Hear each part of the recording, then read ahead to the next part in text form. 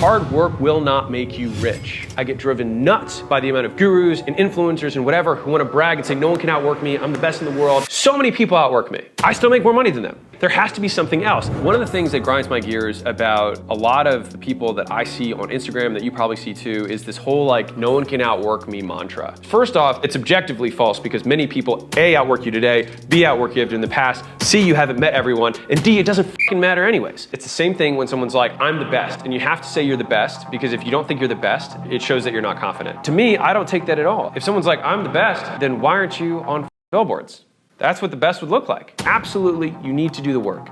You need to put volume in, it's the only way you get better. But if you start claiming that you are the best, you cannot be outworked. You are making statements that you know are not true. Why are we bragging about work? Because work has very little to do with the highest levels of the game. Warren Buffett talks about if he makes 2 good decisions a year, he's had a good year. And so how is it that one of the best investors, one of the best business people in terms of measuring it by money, which is how you measure business, talks about how he does basically nothing, reads 5 or 6 hours a day, eats McDonald's, and makes a couple good decisions a year? How is it that that guy is making so much more money than the people who are bragging about the fact that they work so hard? Need motivation? Watch a top 10 with Believe Nation. Hey, it's Evan Carmichael, and I make these videos because in my first business, I was making $300 a month. I quit on my business partner, and the thing that saved me was studying the stories of super successful entrepreneurs. So I hope that this story today helps give you the motivation you need because I still need it too myself. So today, let's learn from one of the best, Alex Hormozi, and my take on his top 10 rules of success.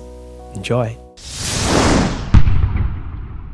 Everyone only has the same hours of the day. Anybody who only sleeps 8 hours or only sleeps 7 hours and works the remaining of hours of the day, all of them would be tied for hardest working. So what creates output? You have volume of activity, and then you have the leverage of the activity that you're doing. That's what creates the total output. In order to do anything, you must do something. There has to be some level of energy that gets input into the system. Our activity, in terms of number of activities, is a very newbie measure of success in the beginning. Warren Buffett doesn't say, I sent 1,000 emails today. He doesn't talk like that. He's playing a different game. Jeff Bezos isn't like, woke up at 4 a.m. today. Now, mind you, I'm saying this as somebody who likes waking up early. But we can't be as superstitious about what matters. Waking up early doesn't matter. Going to bed late doesn't matter. Not sleeping a lot doesn't matter. The few things that matter are the inputs that go into the system that have the most leverage to create the most output. Now, if you're a newbie and you can't get your ass off the couch, then by all means, figure out how to actually get your ass off the couch and do stuff. But then there's only so many hours, and so boom, and then very quickly you hit your capacity of work. Great, you've maximized that. Now what? The leverage that we have on that activity is going to dictate how much we get out of it. And if we do a low leverage activity many times, we might get more than a high leverage activity that gets done once. A CEO who's going to work with acquisition.com works virtually every hour of every day when they come in. Almost everybody does. So sometimes they ask, they're like, am I going to be working more? We're like, it's impossible for you to work more. But you are going to be changing what you work on because that's the only lever we have. There's only 24 hours. So we're going to switch these 9 out, and we're going to plop these in with higher leverage activities. And so the way that we do that is we look at their calendars and we look at their org chart. This is how you grow a business. You look at what they spend their time on and you see which of these activities are low leverage. Is there anyone else in this org chart that we can hand these activities to? And if a large percentage of these activities are a certain type of thing and they don't exist in the org chart, then it's a role that we need to hire. The point of why I hate the concept of no one can outwork me is that there are many ways to win the game. If you were to think about an amazing goal as a dragon to be slain, if you are familiar with video games in any way, when you create like a war party, you have a group of people that are going to go on a quest, you don't just have 10 paladins or guys who just have shields and swords. So you've got a healer, a mage that's really good at damage but can't take a lot of damage. Then you've got a paladin who can't hit as hard, but he can take a lot of shots. You find people who have complementary skills. If you're playing football, you don't have 10 running backs. The entrepreneur really should be the coach of the team. It's about organizing the pieces and how well they play together that ultimately determines how good the team is. Like how many times have you seen the team with the all-star that has the poor supporting cast get beat by the overall better team? It happens all the time. A lot of entrepreneurs, as I see them, are trying to play the game like they're the star player and they want to score all the points, but they lose to Apple because Apple's got a team. We celebrate a specific action like work when it's really just saying, oh look, there's a paladin who can take a lot of hits. Cool. That's not the only thing that's required to win. I think what is more valuable is to know what are each of the roles that exist within the business, A. B, is there one of these that you map to based on your characteristics and skill sets? And then C, what is my eventual evolution through entrepreneurship? We'll start at the beginning, which is what are the players on the field? So if you think about it by function, you've got somebody who has to promote, who's got to be a good marketer. They have to understand how to make things known across different platforms, telling stories, building a brand, providing value to an audience. That's what marketing is. Sales is being able to convert that raw attention into a sale. Direct response ads, sales pages, video sales letters, etc., which is pretty much anything that's physical products or software based that's low ticket, or it's higher ticket, people to people, hand to hand combat who know how to, in the beginning, sell, and then later train how to sell, and then later lead people who train how to sell. These are not necessarily the same people. I've met really brilliant marketers who suck at sales, and I'm really good salespeople who suck at marketing. Then you've got somebody who understands product. How do we make something beautiful? The guy who started Shopify, he's not CEO of Shopify. He's head of product. He's a mage. He knows how to cast spells. And then you've got the experienced people who are managing everything outside of the actual product itself. How do customers engage with us? How can we provide more value? How can we give them an amazing experience? How do we make sure they're hitting these milestones? This person who knows customer experience and customer success is not the same person who understands product and UX and design. That's a different game, which is different than the guy who knows how to close, who's different than the guy that knows how to promote. The bigger the enterprise gets, the more specialized the skill becomes, and the deeper the well of experience that people need to be. They have to be more specialized. When people are like, I can't be outworked, you're bragging about the wrong thing. It should be like, I can't be out recruited. I can't be out managed. No one can build a culture like me. That's super high leverage across the organization. No one can lead like me, but no one can outwork me. It's just an irrelevant activity metric. I love working. I work all the time, but I would never claim that no one works harder than me. I tend to have very good leverage with the activities that I do. I spend tons of time writing a book, and that book prints and sells copies forever. It's a different way to play the game. And so level 2 of this, which player you are. In the middle run of this, you end up segregating yourself to a portion of the business that you're an expert at or that you're best at. CMO or chief sales officer, chief product officer. It's not about one player being the champion here. It's about how the team works together, which then gets to the third level of this. It's just about being the coach.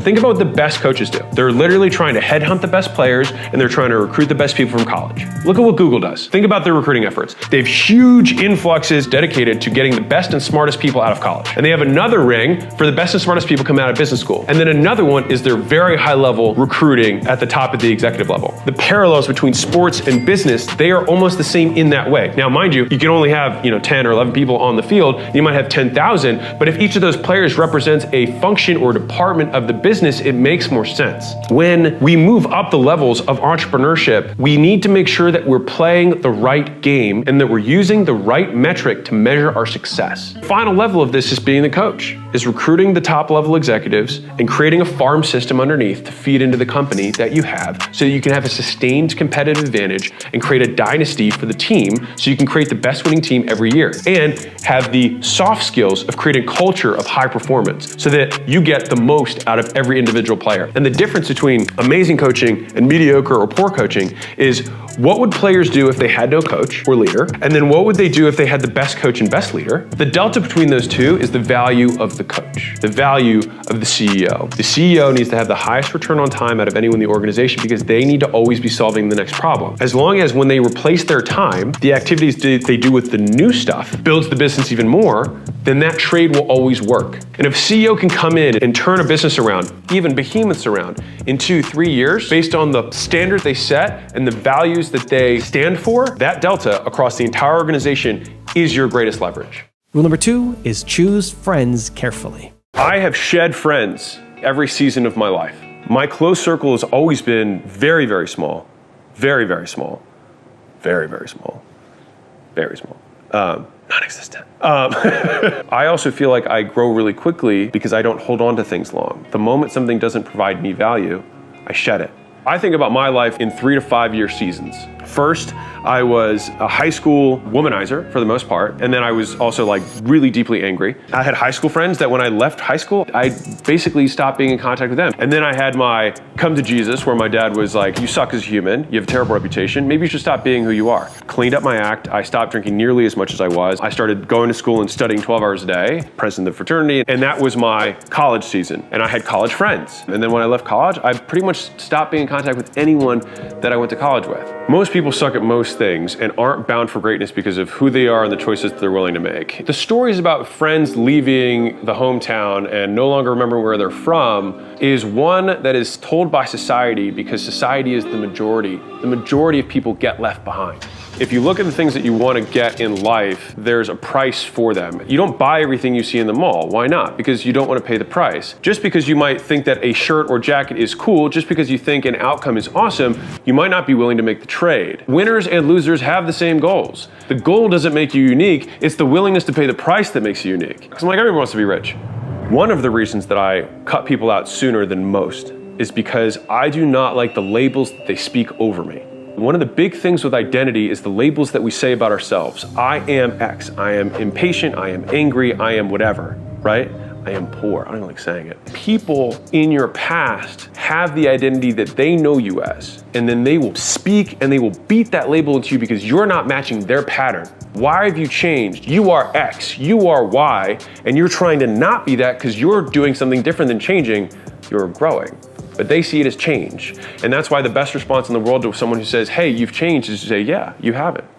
The amount you like or love someone is directly proportional to what you're willing to give up to maintain the relationship. For example, if there's a piece of car, right, and you work on it all the time, you might say, that guy must really love it because of how much time he puts into that thing. This guy must really love his country because he's willing to give his life for it. What are you willing to give in exchange to maintain the relationship? If you're not willing to give up basically anything to maintain the relationship, then how much do you love them? I think it's been a very helpful filter for me to say, not do I love my friends, but which friends do I love the most? Which friends am I willing to sacrifice the most to keep the relationship? And I am a big believer in utility. There is an exchange in every relationship. You get something and they get something back. People don't like the idea that relationships are transactional, but they are. Transactional just has a commercial vibe to it. But if we just think about it as from a behavior standpoint, you've got two things that can happen. A behavior is reinforced or it is punished. That's it. When you have exchanges, quite literally, with people, those exchanges are either reinforced or they're punished. Part of the strength of the relationship is how long you're willing to wait for the next time that relationship is reinforced. If you have a long history of positive experiences with a person, you're willing to wait a longer period of time if they're going through a breakup, they're having a hard time, to keep the relationship going. But at some point, even if you've been friends with somebody for 10 years, if there's just not any positive reinforcement, at some point, you do cut it off. The people who we're surrounded with when we grow up, it's very unlikely, just from a population standpoint, that they're going to be great. Statistically, that they're going to be the top 1% or 0.1% is unlikely. So it would make sense that you change your friends over time. Why do people get so weird about keeping relationships that don't serve them? I think it's just because we have a societal story around it, that you're a bad friend. But I could also think of me being as a good friend to my next friend that I just made room for. There's gonna be a friend who's gonna move in to my spot on my buddy's calendar, who does wanna do fantasy football, who does wanna drink with him on Sundays, so it's not this like, all right, I'll go to the game with you, but I'm not drinking. Oh, dude, you're not gonna, come on, man. Because the other guy's like, yeah, shots all around. And they're gonna have a blast. They would better be served with people who want the same things as them.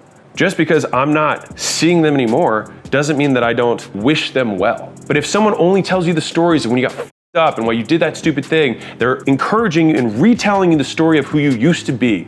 And you want people around you who don't believe the lies you used to tell about yourself. The character trait shift is not a binary. It's how patient are you? How kind are you? How loyal are you? How honest are you? And so you want people who encourage you in the behaviors that you want to be like. And this is why like shedding identities is such a core part of entrepreneurship, is that you have to be willing to say, I am no longer this way. I will no longer behave in this way. And I don't accept that reality as truth. Many of the people I had around me, weren't willing to pay the price that I was willing to pay for the things that I wanted, but also wanted me to give them more than I was willing to. And so I'll give you a story that will paint me in a bad light, and that's fine. There was a teacher that I grew up with in high school, and he's the one who stayed with me after school for a year and worked out with me. 2 hours a day, and he taught me how to work out. I got in shape, got more confidence, better at school. From there, that snowballed into me getting into fitness. Huge catalyst snowball. Somebody heard that story and then found the teacher, and they linked us. He was like, hey man, I'm not asking for a lot. I would love to just have like a 2-hour call with you every week. I was like, a 2-hour call every week? I was like, I don't even talk to my mother that much. I don't talk to anybody that much. I talk to my wife, that's it.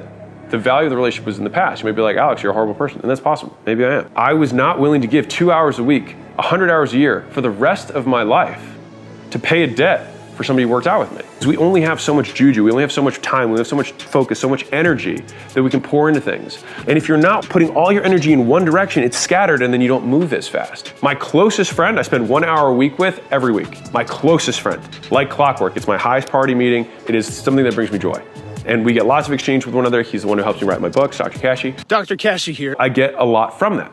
Now, if I didn't get anything from that, over time, slow down the communication between us. I would make it every other week, once a month. If you slow down your communication cadence with someone, how frequently you see them and when you accept invitations, it naturally fizzles. But if it gets to a point where if someone's like so close that it would be obvious and a conversation needs to be had, I encourage you to just have it. You want to be a kind person. And the way you are kind is that you tell the truth. And you just be honest. And the easiest way that I can tell you to be honest is, when you talk about somebody behind their back, just say it to them. It's like, yeah, Sandra's been like all over the place lately. And she's like, I don't know, drinking a little bit too much.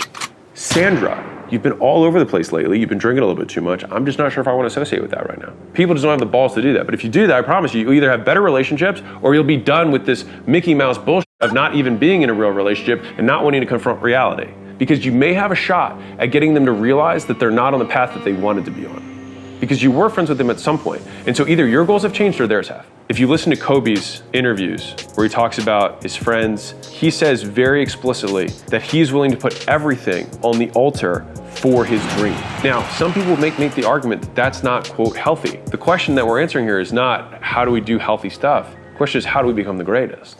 People will judge you on how you spend time, and their judgments are simply expressions that they would not spend their time the same way you do. Hey, you work a lot. And I could say, hey, you don't.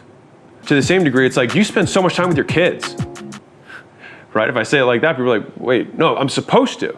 It's only the supposed to that's the thing that gives all the emotional charge to these conversations. Otherwise, it's just observing reality. You can't expect to do the same thing everyone else is doing and then somehow achieve a different outcome. Once you have the vacuum of friends, because you'll probably have weeded people out, then the best thing to do is join communities. And then you'll make friends with people in those communities who have the same goals as you. And then if you crush it, because you understand that volume is the answer and time is the ingredient, you're going to rise in that community and you'll gain more status and you'll start hanging out with the people who are at the top of that community, and then you can leapfrog into other communities. It's just lunch tables on steroids. I've wanted to live a rare life, and so I will have to be surrounded by rare people, and rare people are by definition rare. They're not common. My hope is that the people that I meet now are trying to go all the way with me. I want to do epic shit. If I die and don't do epic shit, I will be bummed. How much am I willing to endure or sacrifice in order to maintain that relationship that I have with my dream? If I have many, many friends over different seasons, I'm totally cool with that. Thank you for that season. It was awesome. I don't believe things need to be forever to be good.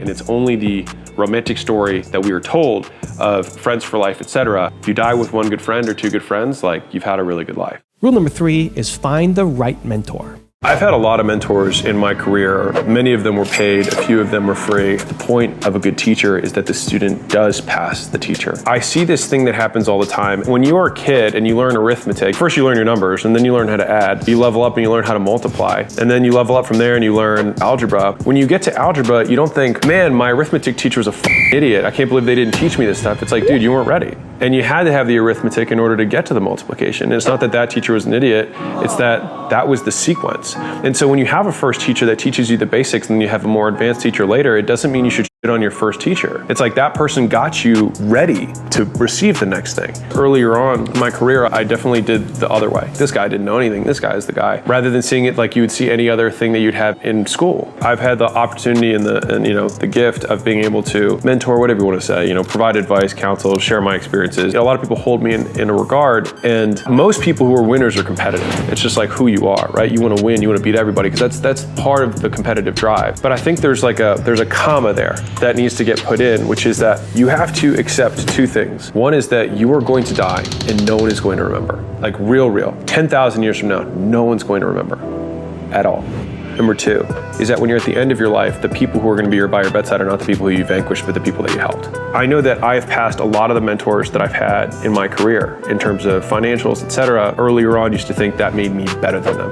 As I've had a couple more years and some more scars, I've realized something different, which is that I was only able to get better than them because they gave me the head start. Step on my shoulder, you can reach that next branch. I think I experienced a lot of joy knowing that other people don't have to suffer as much. We were walking around outside yesterday and someone's like, dude, I did everything you have and we're doing $4 million a year now. Like, he was like emotional just knowing that it's happening. It makes stomaching the hard times easier. It feels like it's not just me trying to do this for myself, it's me trying to do this for a lot of people. If I'm failing over and over again at this thing, I know that once I figure it out, I'll be able to help 100 people cheat code their way through it and not spend 5 months figuring something out or 2 years figuring something out. Like, I was stuck at mid 30 million for 3 years. To everyone watching, they're like, boo hoo. That's not the point. Is that there's another guy who's gonna get to that point and he's gonna move right past it, like in a blink of an eye, because he'll have had the right advice that I didn't have. And I think that if the mentees and the mentors both see it that way, then the mentees will stop on the mentors that help them, and the mentors will stop trying to hold back secrets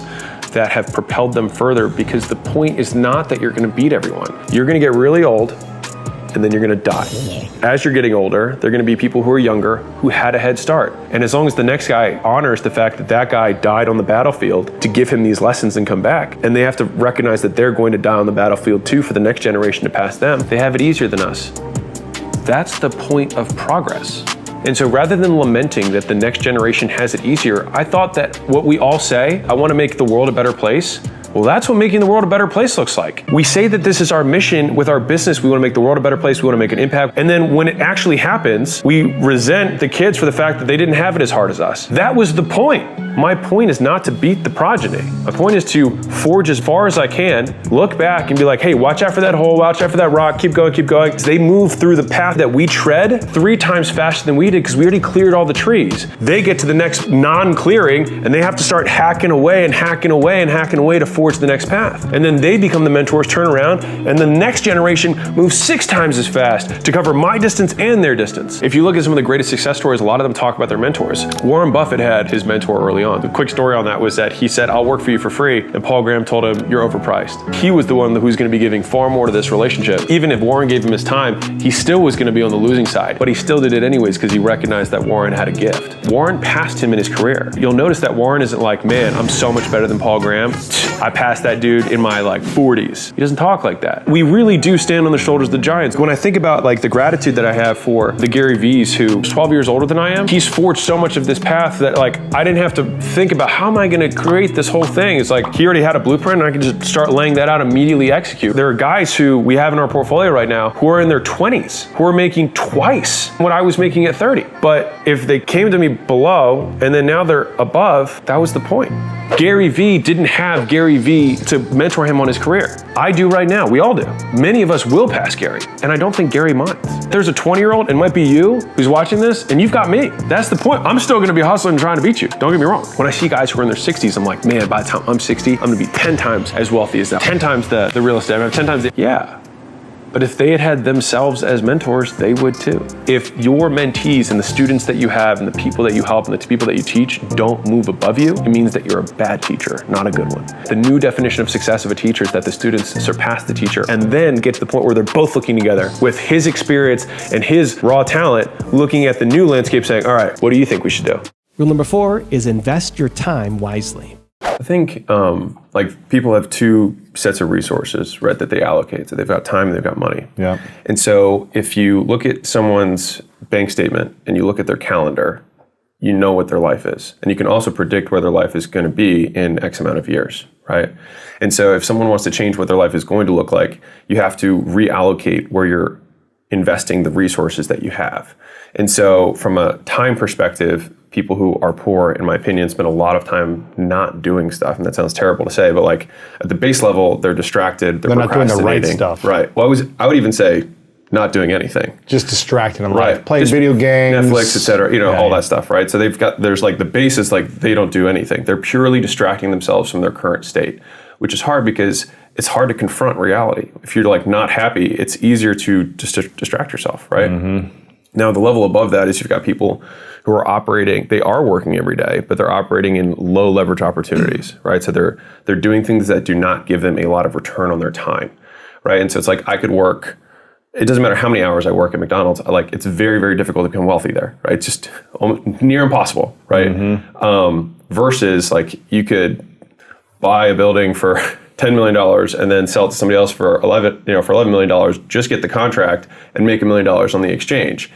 Super high leverage, right? From a time perspective, which is crazy for somebody who doesn't have money to even contemplate something like that. But the only way that happened, and that required no money, is skill, right? And so that's an example of it didn't require money to make that money. That's skill that's required to do that. And so first is the time, right? People are not doing stuff with the time that they have, or they're doing low leverage activities with the time they have. And then they're not trying to increase their output per unit time, which means investing in their skill set.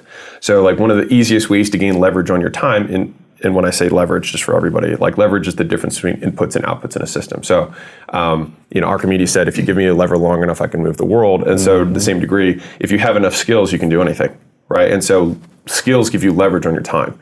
So you get more out of each unit of time. So if I'm a master cold caller, I will get more sales and calls booked for the same unit of time than somebody who sucks at it. Same time, more output, right? But because they developed a skill at a masterful level. 100%. Yeah. And so when people are allocating their time, they're not by percentage, they're kind of like consuming their time rather than investing their time. So they're either doing nothing or they're consuming the time rather than putting time into getting higher returns on their time, which is education, right? And so education you can have from like the conceptual learnings, watching stuff like this, or the actual doing, right? And so you learn taking more action, 100%. Failing, messing up, feeling like an embarrassment in the actions. Yeah. The first 1,000 cold calls you make, the first 1,000 cold emails you do, the first 1,000 doors you knock on, the first 1,000, like you'll learn more from that than you'll learn from every single book you read up to that point on the concept. Like you'll learn, right? And so people don't allocate nearly enough time to that in the beginning. Also, to make sure you're actually taking action after watching this video, I've designed a special free worksheet just for this video. The worksheet will highlight all of the lessons learned in this video, as well as pull out our 3 favorite learnings and quotes that will inspire you to actually do something. The worksheet will also give you space to write down what your key takeaways are and your specific plan of action to make sure you're getting results. If you want the worksheet designed specifically for this video, absolutely for free, there's a link in the description below. Go click on it and start building the momentum in your life and your business. I'll see you there. Rule number 5 is find your happiness. Deficits occur when we speak desires, right? And so I love this statement. A desire is a contract we make with ourselves to be unhappy until we get what we want. And so whenever we state a desire, like I want this amount of money, I want whatever, you literally sign a contract that says like, I won't be unhappy until that happens, right?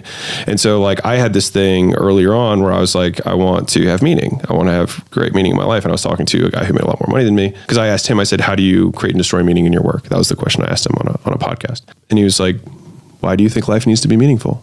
And it was the same exact thing as the happiness versus like the meaning thing, where it's like, I say life has to be meaningful and therefore everything that I'm doing, like I create this expectation of life. Whereas if life just is, it just is. And it's the only way that you can actually be there. It's just pure acceptance, right? Which is why like the whole like shoulds of like, we should work, we should have balance, we should X. It's like, I believe marriage is a compromise. Like these are just statements of belief that are casting expectations out in the world that are just bound to be untrue at some point and then create dissonance. And so it's like, I believe marriage is marriage. And I believe my marriage is my marriage. And I believe your marriage is your marriage. And like, I believe that I can work 24 hours a day if I want to. And that is all, period. Not, and it's bad or, and it's good. And there's no judgment on it. It just is. And so like, if I get dopamine secreted in my brain when I start working, cool. Like, and I will optimize for dopamine. And if I die, I know that in 1,000 generations, nothing I do anyways is going to matter. So who cares? Like, that's like the opening thing in my book is like, there are no rules. Like we live in this shoulds and have tos and like happiness. Everyone talks about it. And it's just like, everyone is unhappy because they say they want to be happy rather than being like, accepting like, fuck happiness. Like I just am, period. And then like, I don't need to judge the am, it just is. Rule number 6 is learn how to earn. As a quick, pro tip for everybody, if you've got stuff that people ask you to do for them because you're good at it, maybe you're good at tech. It's like, can you help me set up my like Wi-Fi and stuff, blah, blah, blah. It's like, that means you're solving problems. You can charge, like what people ask you to do as a favor is an indication of the things that you can charge for later, right? So I had all these people who were asking me, not all these, a handful of people who would ask me for programs and stuff. And so what I did was, during my last year of consulting, I started something called the Free Training Project. And so the Free Training Project was, I would charge $500 to $1,000, but I wouldn't charge it. They had to donate that to the charity of their choice in exchange to work with me, right? And so that way I wanted people to value it, but they weren't paying me directly. So they'd get a write-off. They felt good. I had a ton of goodwill, also in the marketplace too, because I was like, I'm doing all this stuff for charity. I got all these people reaching out to me like, this is so cool, blah, blah, blah, right? And so after a year of doing that, I had probably, 12 really good like great before and after pictures that I had collected from my clients. And I told them that was part of the deal. I was like, you have to donate it. I would like to do this for real later, but you have to let me use your testimonial. And they were like, that's fine. So once I had that, I had those first, 10, 12 customers who had great before and after pictures. I transitioned many of those customers, said, hey, I'm going to do this full time now. Are you comfortable paying the same amount you were paying to charity, except just making it charity of Alex, because Alex can't eat either. And that was actually how I transitioned from not for profit or donating everything. And I didn't even set up the entity. I just told them to literally donate it and send me the screenshot. I didn't even do anything like that. And so I didn't have a website. All I had was an LLC and a PayPal account. So like for everybody's like, I don't know how to start a business. I was like, you literally just need a bank account and a way to process money. That is it. Like 2 things. And you can Google how to figure it out. If you can't figure it out from Google, entrepreneurship might not be for you.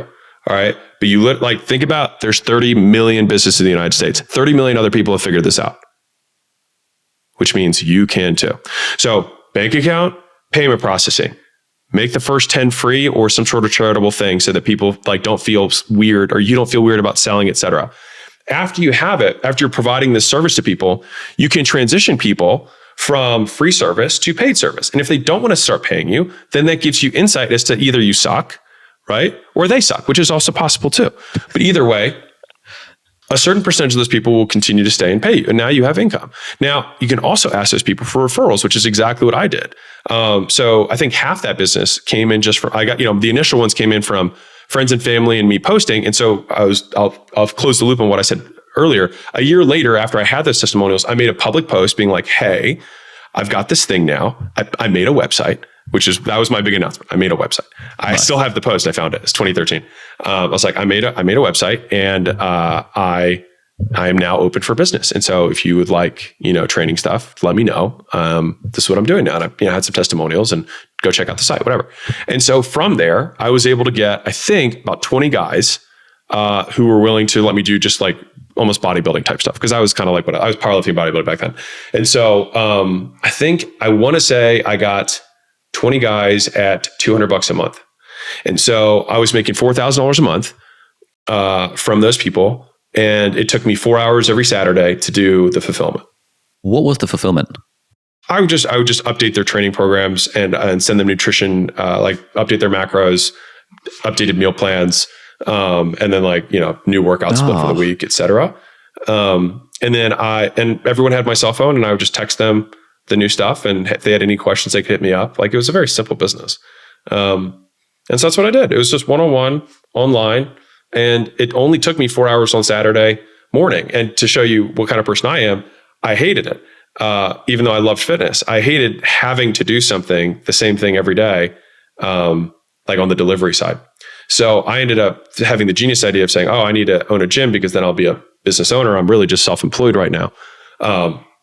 And so that's what got me to start my gym, rather than probably doing the wiser decision and saying, okay, this costs you 4 hours a week and you're making $4,000 a month. Maybe you should do this for 40 hours a week.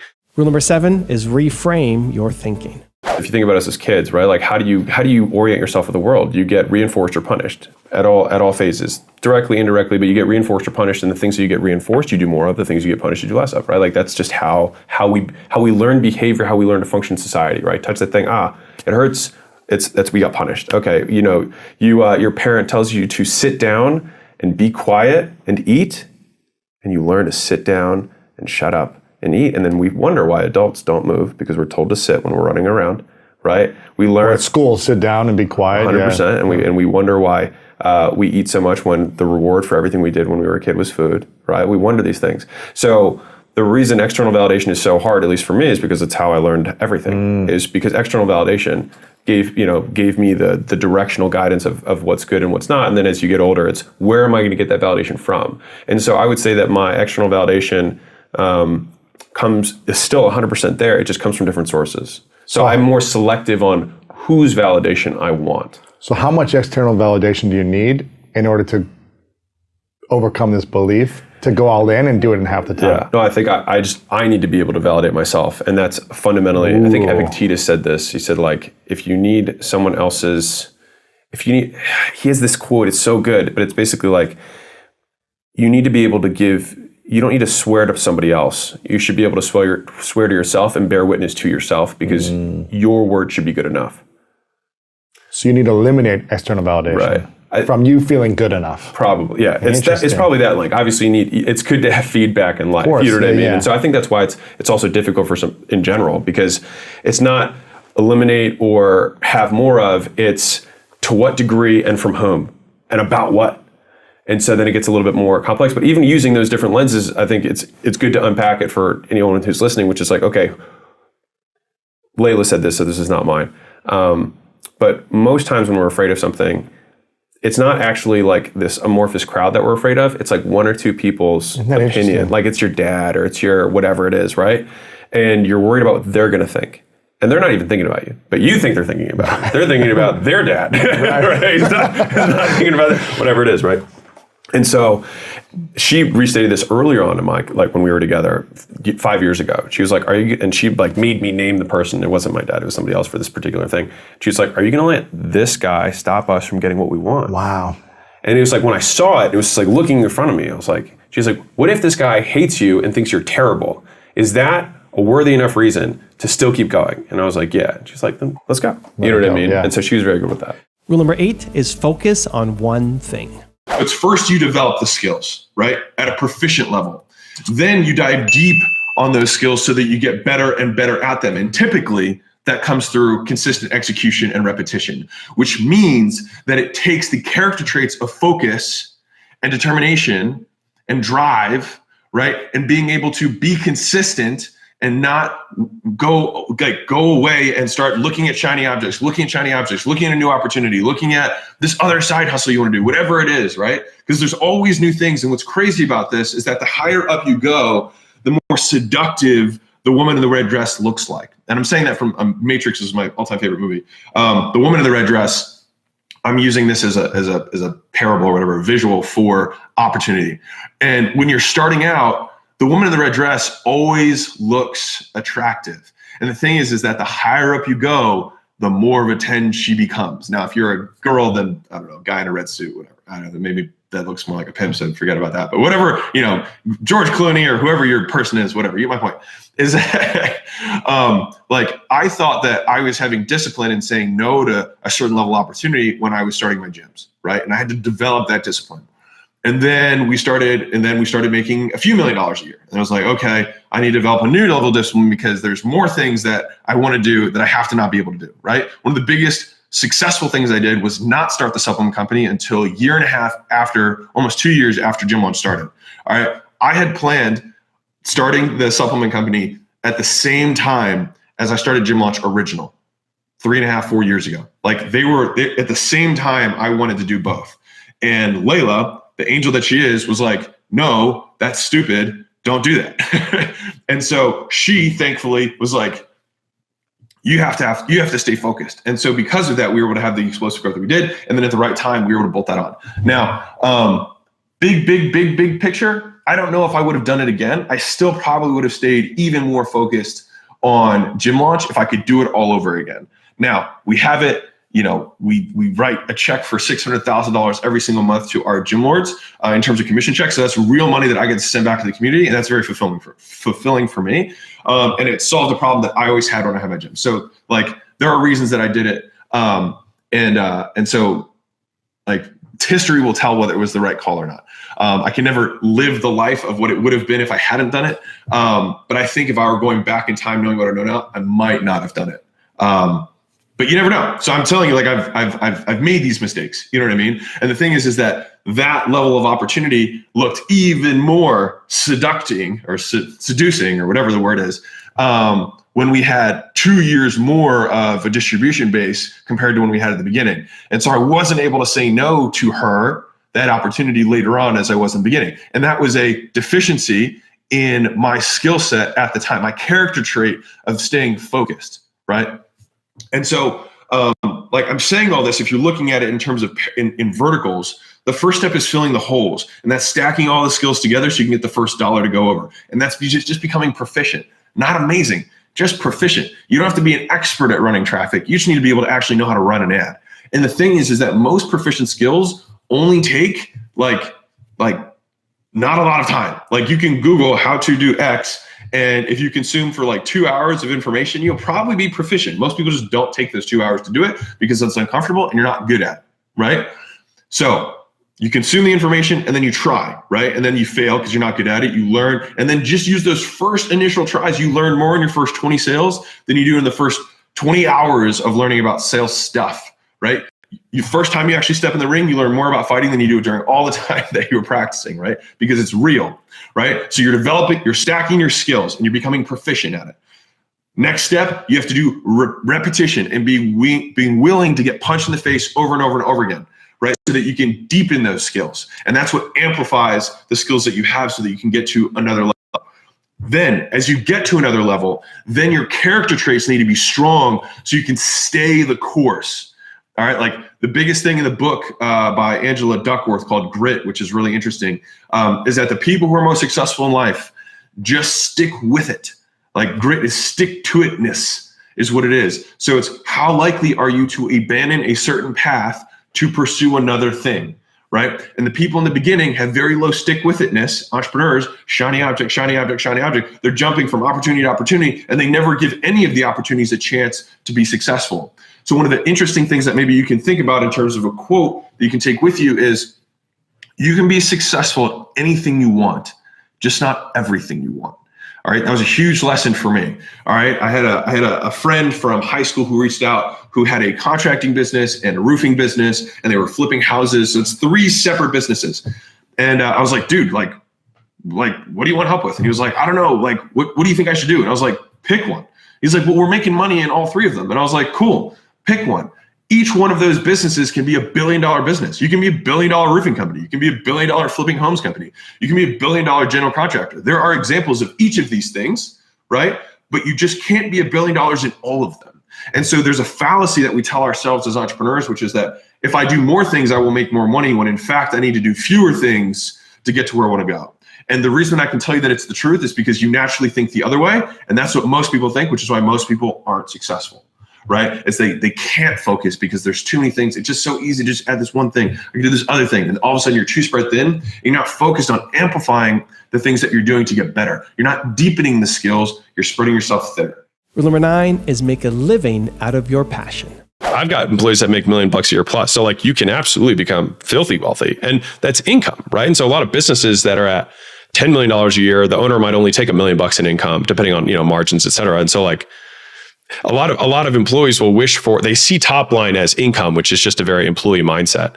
They're like, oh, if I make 6 figures a year, I'll make 6 figures a year. It's like, well, if you really want to make 6 figures a year, I'll probably make $500,000 a year. Revenue wise, at least. If you don't want to have just bought yourself another job, right?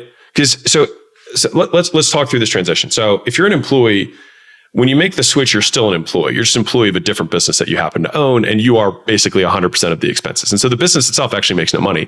You, as the sole employee of that thing and the boss, gets to call your own shots, but you were still the employee, right? So you're wearing all the hats, et cetera. And so it's relatively nuanced. You know what I mean? Like if you had a 6-figure consulting job and then you start consulting on the side, for example, through your own LLC, you have the same job. You just got rid of the person who was giving you direction, and now you are responsible, right? The thing that most people have to do is they have to go get money, right? You have to go make money. And the way you do that is you sell stuff, right? And the way that you can even begin the conversation to sell stuff is that you have to have people who show interest in the thing, which means you have to make your products known. And we do that through advertising, right? And there's 5 ways to advertise, which I just went over earlier. And so it's like, pick one of those 5 ways, start doing it on a consistent basis, bring people in. What do you sell them? That's what the $100 million offers book is for. It's like, this is how you figure out what to sell. And then you sell them the thing. And then after that, you'll have some delivery. Now, usually if you have a consistent method of advertising and selling with a what to sell from the offer, then you can start getting people to help you on the level of delivery you have, which comes down to breaking the delivery into chunks rather than holistically, and saying, how can I specialize the labor? Because you trying to say, I just need somebody to do what I do is silly, right? You need to figure out how can I get 5 people to do 20% of what I'm doing and do it consistently, right? And then you can increase your advertising. Sales is a very high leverage thing in the beginning. If you spend all day selling, just you would have enough for 5 people to do work, right? And so then you would have a business. And rule number 10, the last one before some very special bonus clips, is remove distractions. The most important lessons that I've learned in my life have come from doing and mentors. And so on a day-to-day basis, it's reducing the time between when you wake up and when you begin working, right? A lot of people lollygag and delay and procrastinate and things like that. And if you just think about there's only a certain amount of time in the day, I want to increase my output per unit of time as much as possible. A lot of people have these superstitions that they have to do a certain thing or they must do X, Y, and Z. But all you have to do is talk to a single mom who has like 5 kids and they still start businesses. They're not doing any of that stuff. They're waking up and they're working before their kids are up, and then once their kids go to bed, they work then too, right? And they're not doing all the lollygag stuff that you see trending all over social media. It's like they're working. And so like the single greatest skill, in my opinion, is being able to find a place that you can shut out external stimuli and you can focus. Yes. Because for me, the single highest ROI habit that I have is that for me, between 5 a.m. and noon, I have nothing on my calendar. It is just work, no meetings, and then all my meetings happen after noon. This is for the entrepreneur. Now, if you're like in a job right now, then it's got to be in the morning before you go to work and in the evening after you come back from work. But like having that dedicated time, and if you're like, well, I'm not a morning person, fine, then just work late. Like that's okay. Like I've got billionaire buddies who are like, oh, I wake up at 10. But they work really late. That's their special time that no one bothers them. It tends to be at the bookends of the day though, just from my experience, because in the middle of the day you get pestered and it's hard to get into that deep focus, that deep learning that you get when you really pour yourself into something. I love the saying, in our 20s, we're concerned about what everyone thinks about us. In our 40s, we don't care what anyone thinks about us. And in our 60s, we realize that no one was thinking about us to begin with. Right. And I just feel like who else have you thought about today besides yourself? Probably not. I mean, you have your kids, which is an extension of yourself, but you know what I mean? Like, yeah. Not a lot. And so most people are like that. And, a lot of it, like we have a lot more leeway than I think we give ourselves credit for. And I think the more that I have now, I'll say accomplished with quotes, in material success, the more I am excited about the things that I can do. And that was why the opening of the book was like, there are no rules. And it just took me a very long time to realize that. And I continue to unlearn rules that I thought existed, as I continue to, go on this journey. Yeah, I love that idea of unlearning. I think we all just try and go back to being like we were when we were children. Just because when you're a child, you're purely present, right? You're just present in the moment. Yeah. And I don't like the word happy very much. I prefer using joy because you can mourn joyfully, right? Because it's internal rather than happiness, which I feel is more like happenstance. It's more from external. And so, what are the things that bring me joy? What are the things that I find joy in? And I think for anyone who's listening, it's a much harder question to answer. What are the things that bring me joy, than answering the question, what are the things I hate? And it's easier to correct those first. You're like, well, I hate my job and I hate my relationship and I hate the city. Okay, those are all very changeable. And a lot of times you get there by inversion. Well, if I wanted to destroy my life, I wanted to have the worst life possible, what would I do? And then taking all those things that you would do to really destroy your life and make your life miserable and then reverse them. It's a much easier way to solve the positive psychology equation, in my opinion. You need someone who you can trust. Like if you're giving someone your money, or you're trying to take someone's advice or counsel, you need to trust their intentions. All right. And so it's not just whether they have integrity, it's whether they have your best interest in mind. All right. So I'm going to get to how I solve for that in a second, but that is the first character trait that you need of a counsel, of somebody, of any kind of counsel, really, whether it's investment law, et cetera. The second is efficacy, or their skill set, right? So let's think of different scenarios here. So let's say you might trust your mom implicitly, but she doesn't have the skill of knowing much about, how to structure insurance policies or trusts or, investments in tech startups, right? She might not have that skill, but you might trust her intention, right? For you specifically. On the reverse of that, you might see that there's this person who's got lots of skill, is prodigious in this, but it also means that they know exactly how to screw you if they want to, right? Which is one of the double-sided things of being really good at something, right? You know all the details, you know how to write the agreement, structure the deals in order to make sure that you get the best outcome, right? And so the idea is to find someone who has both your best interest at heart and has the ability to deliver on what you want. Right? And so it's both of these things. And so you're like, well, yeah, Maybe that seems obvious for me. Just even boiling it down to that was very helpful for me, because when I look through advisors, look for people I want to get counsel from, I have to look at these two things. All right. So here's how I test for the integrity piece, and here's how you can kind of control for risk here. Right. One is I always try and interview as many advisors as humanly possible. All right. And I do that because I'm going to get as much information from each of the counsel during this process that will give me perspective from which to make a judgment. Right. One of the biggest problems with this, like if you think about Julie, who's trying to lose weight, right? She goes in the gym and then she talks to 10 personal trainers. One personal trainer says it's all about high fat, low carb. Another guy says, hey, don't worry about that keto stuff. It's all about high carb, low fat. And then another guy says, no, you really just need a balanced thing. And then another guy says, it's only about calories. It's only about counting your macros. And so you get this huge perspective so that hopefully you can make a judgment call. Otherwise, when you talk to the first guy and he says it's all about keto, then you're like, well, I guess this is it, right? I guess these guys all have opinions, when in reality, there is a truth. You just don't have the perspective from which to make a judgment yet. And so the first step in this is that I interview as many as I possibly can from reputable sources. So this is where I reach out to my network, I make posts, et cetera, to try and get as many referrals as I can. All right. So that's step one. Step two for the integrity piece is that I try and have aligned incentives. Now, a lot of times there are incentive systems that appear aligned, but are not in reality. So let me give you an example. So in the real estate market, if you're a realtor, for example, you may think, oh, this realtor has my best interest at heart, right? Because they have an incentive to sell the house. And so that is why they're going to get compensated. So they want to sell it for as much as possible. But they aren't incentivized to sell it for as much as possible. They're incentivized to sell it as fast as possible and get a deal closed. All right. And so think about this. For you, selling a house for $500,000 that's worth $500,000 is a normal, that's normal. That's the market price, right? But for you to make an extra, let's say $25,000 or $50,000 would be really material. That would be a huge extra outcome for you. You would probably push a lot harder to get the extra $25,000 or $50,000. Now, let's say that you could probably sell it in a day at $450,000 because it's below the market value of the house, right? Now, here's what's crazy is that if a selling realtor, total, it might be 7%, 2% goes to the buyer and 5% goes to the seller. If 5% is going to your realtor, 5% of $500,000, right, is $25,000. Okay. And so for them, the $50,000 decrease to drop you from 500 to 450 means that they're going to give up $2,500. So they're going to make $22,500. So let me ask you a question. Now, in the reverse, if they sell for $525, they're going to get $27,500, right? And so it's a $5,000 swing off of a $25,000 nut for them, and one of them might take them 3 months, and one of them might take them a day. So what is their incentive? Their incentive is to make as much money as possible per unit of time. And so they're incentivized to sell as fast as possible. And so this is one of those things where you have to put your thinking cap on and say, are our incentives truly aligned? And so when we're looking at this, when I say there's two aspects that I look for counsel or somebody who's going to help me do something financially, legally, insurance-wise, whatever it is. So first is that integrity piece, and are their incentives aligned? The incentives being aligned, and you could restructure that deal and say, hey, you know what? You're going to get 0% on anything below $400,000. I'll give you 3% on anything between $400 and $450. And then from $450 and up, I'll give you 20%, right? Or 15% or whatever, right? And so now they're highly incentivized to push, and now your incentives are aligned because each increment for you is worth almost as much as it is to them. And that is how you would align incentives. All right. Now, how do you test for the second thing, which is their skill set?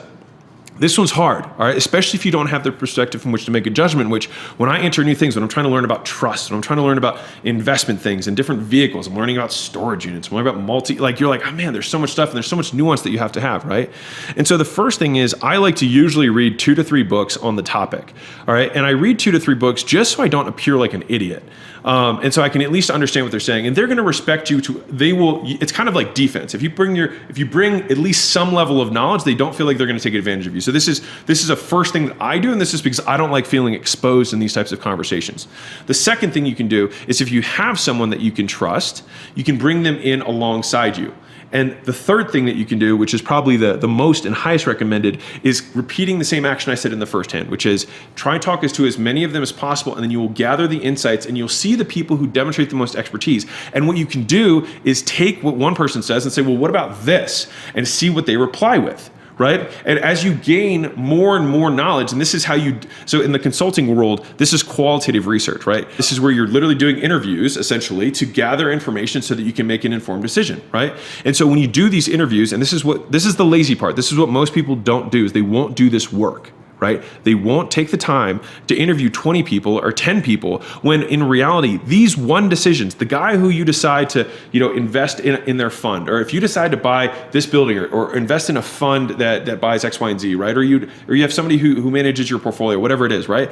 That one decision can be one of the most, if not the biggest influence on your total net worth over a long period of time. And people take more time to figure out where they want to go on vacation than where they're going to put their money. Right? And so my ask to you is that if you put these lenses on, think about both of these lenses. Lens one, do I think this person is integrous? Do I think this person has my best interest at heart? And then two, do they have the skill to deliver on that promise? Because I don't want my mom doing my investments. I know she has my best at heart, but she has no idea what she's doing. And then I don't want somebody who absolutely knows what they're doing and does not have my best interest at heart, right? Which honestly, unfortunately, is a lot more of the cases that you'll come up with. And candidly, a lot of times they're literally incentivized against you. In the insurance industry, they're kind of incentivized to rip you off. It's pretty terrible. And there's a lot of industries like that. Mortgage brokers are incentivized to rip you off. And so you really have to look at it from both lenses. And these types of decisions can make the biggest impact on your net worth and your financial future simply based on who you decide to work with. Why are you trying to change people's perception of you when you can just change who you are and let their perceptions catch up? The only way you're going to change your reputation is by being different. He's like, you need to stop being this person that does all these things and your reputation will catch up. And even if it doesn't, you'll always know. Honestly, it barely scratched the surface because my ego was so high. And I was like, no, I just have to think of a better way to market myself. But I ended up knowing that he was very serious about the threat of pulling me out of school if I didn't get my grades up. And so what I ended up doing for the next half of the semester of my first semester of freshman year is I didn't go out at all. I didn't drink anymore. I really didn't hang out with girls at all. And all I did was study. And I was able to pull might have been 1.2. It was very low, up to a 3.2. for the semester, which basically meant I got an A on everything from that point for the rest of the semester. And so when I went back home, he was like, well, now you know you can do it. And so we should always expect that is what you're going to get from here on out. And it also kind of proved it to myself too. I was like, I guess I can do this. And you know what happened is after I started switching that way,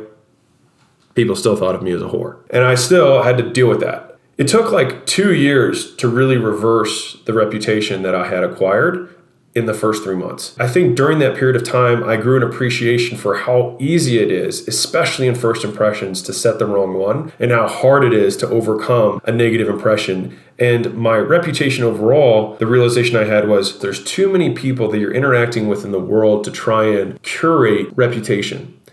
The only way to change your reputation is to change who you are. Reputation is fundamentally just what people say about you, to your face and behind your back. I'm not saying that you need to care about what everyone else thinks. That's not really the point of this. It's much more, if one person says you're an asshole, whatever. If every person you know says you're an asshole, you might be an asshole. And so if you have one of those situations where you feel like the proof or the evidence is overwhelming and you might even believe it, then it's probably you. I think that for me, getting out of the whole I can control this and try and curate what people think about me and transitioning to be at the end of the day, I'm the only person who knows who I am and I don't like who I am. And just saying well, how can I get to a point where I would like me? Even if everyone else hated me, how can I like me? When I started operating from that place, it really changed my life because then I started thinking what version of me do I want to be and what does that guy do? Well, that guy studies really hard and that guy works out really hard and that guy's a really good friend. He's always respectful, doesn't have an ego. And it took me a long time and I still work on this stuff. You know what I mean? I'm not saying I'm done by any stretch of the imagination. But I think that if you can simply shift the perspective of I'm going to try and appear this way to I want to be this way. If it just so happens to get captured, great. And if it doesn't, great. And there's this quote by Epictetus that I'm probably going to butcher, but he says, if you need someone else to tell you something about yourself, you are out of integrity because you can always be your own witness. I think that that's a great point to wrap this little video lesson up with, because that piece strikes to the core of everything, which is we are our own witnesses. And if we want to change our reputation, we need to change our reputation with ourselves first. And then eventually it will reflect in the world. There are a lot of different things that come up in the business world where I will see people conflate or mistake what thing they are solving, right? And most times when I'm talking to a newer entrepreneur or even a more established entrepreneur and they reach out for help or guidance or whatever, right? Or it's one of our portfolio companies, most times they'll start talking, right, really fast about all this stuff to try and provide context. And I'll just usually pause them and be like, what problem are we solving? It usually gets them to stop, right? And I would highly advise you, if you have subordinates or you have direct reports who roll into you and they have a whole bunch of decisions, a lot of times you can get caught, and sometimes ourselves too, we can get caught in the day-to-day, the minutia, and just simply pause and say, what problem are we solving? There's so many pieces of this that I want to unpack that I think are going to be really interesting for you. But the first one is, when you define what problems you are solving, you might even have to ask the question, is it a problem? When some people are like, well, hey, we're getting, customer service complaints. It's like, okay, understood. Is this something that we believe that we can reasonably eliminate? Is this something that is catastrophic to the business, or is this something that we can kind of try and improve over time, through systems and process, right? And so a lot of times people misprioritize problems because they perceive them as threats to existence, when in reality they are a course of doing business and things that we can consistently improve, right? Especially if you're newer. You're starting out, of course your product's not going to be perfect yet, right? You're just getting going. But you improve these things rather than thinking, I have to stop everything to fix this problem, right? And so the first frame shift is that most people think in terms of like, I have a problem to solve rather than a dichotomy to be managed, as in these are two things that will always exist. All right, I will give you a different example of this. Actually, this will be a fun one. The reason we will probably never have people who are all happy about a tax code is because you cannot have both fairness and equality. Equality means everyone pays 10%. Fairness means the rich people pay more than the poor people. That's fair. This is equal. Both are ideals. And yet, somehow they're not the same thing. And yet both are right. And so because of that, we will always have this conflict. It's the same thing between justice and mercy. Both of them are ideals. Both of them are right. And yet somehow they're conflicting. And so we see these situations, and this is why I'm trying to hopefully give this to you, because the more I started to recognize these patterns, the more quickly I could recognize them and then identify them and then either dismiss them or say, oh, it's another one of those, right? It's a pattern recognition. It's like, oh, you guys are spending all this effort trying to solve a problem that is unsolvable. This is a dichotomy that must be managed and will never be eliminated.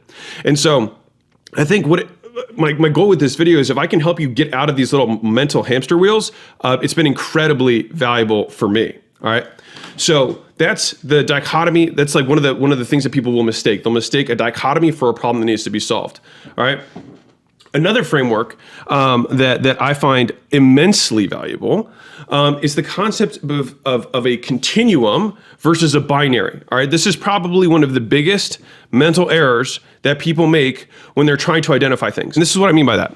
So, for example, I might say, I'll use a weight loss example. So people will say something like, I am off my diet or I'm on my diet, right? It's a very simple thing. And that's because psychologically we like to be binary. We like to label things as yes or no. But biology and reality exists on continuums, as in, to what extent did you go off of your diet, right? Did you go 200 calories over? Did you go 500 calories over? And even though it is, quote, more difficult to think in this way, it is also more accurate. And so our brain uses binaries as placeholders for decision-making to store data, right? When in reality, when you start storing all these binary decisions, they start adding up and you start getting more and more inaccurate, if that's a word, on your decision-making process, because you're actually basing your decisions not on facts, but based on binary shorthand that your brain saves. And so that is one of the biggest mistakes that I see all the time in thinking in entrepreneurs and really in anything in general, because we like to have that shorthand. It is easier, right? It's easier to say, I fell off my diet, or I am diabetic, when the reality is, it's not whether you are diabetic, it's how diabetic are you, right?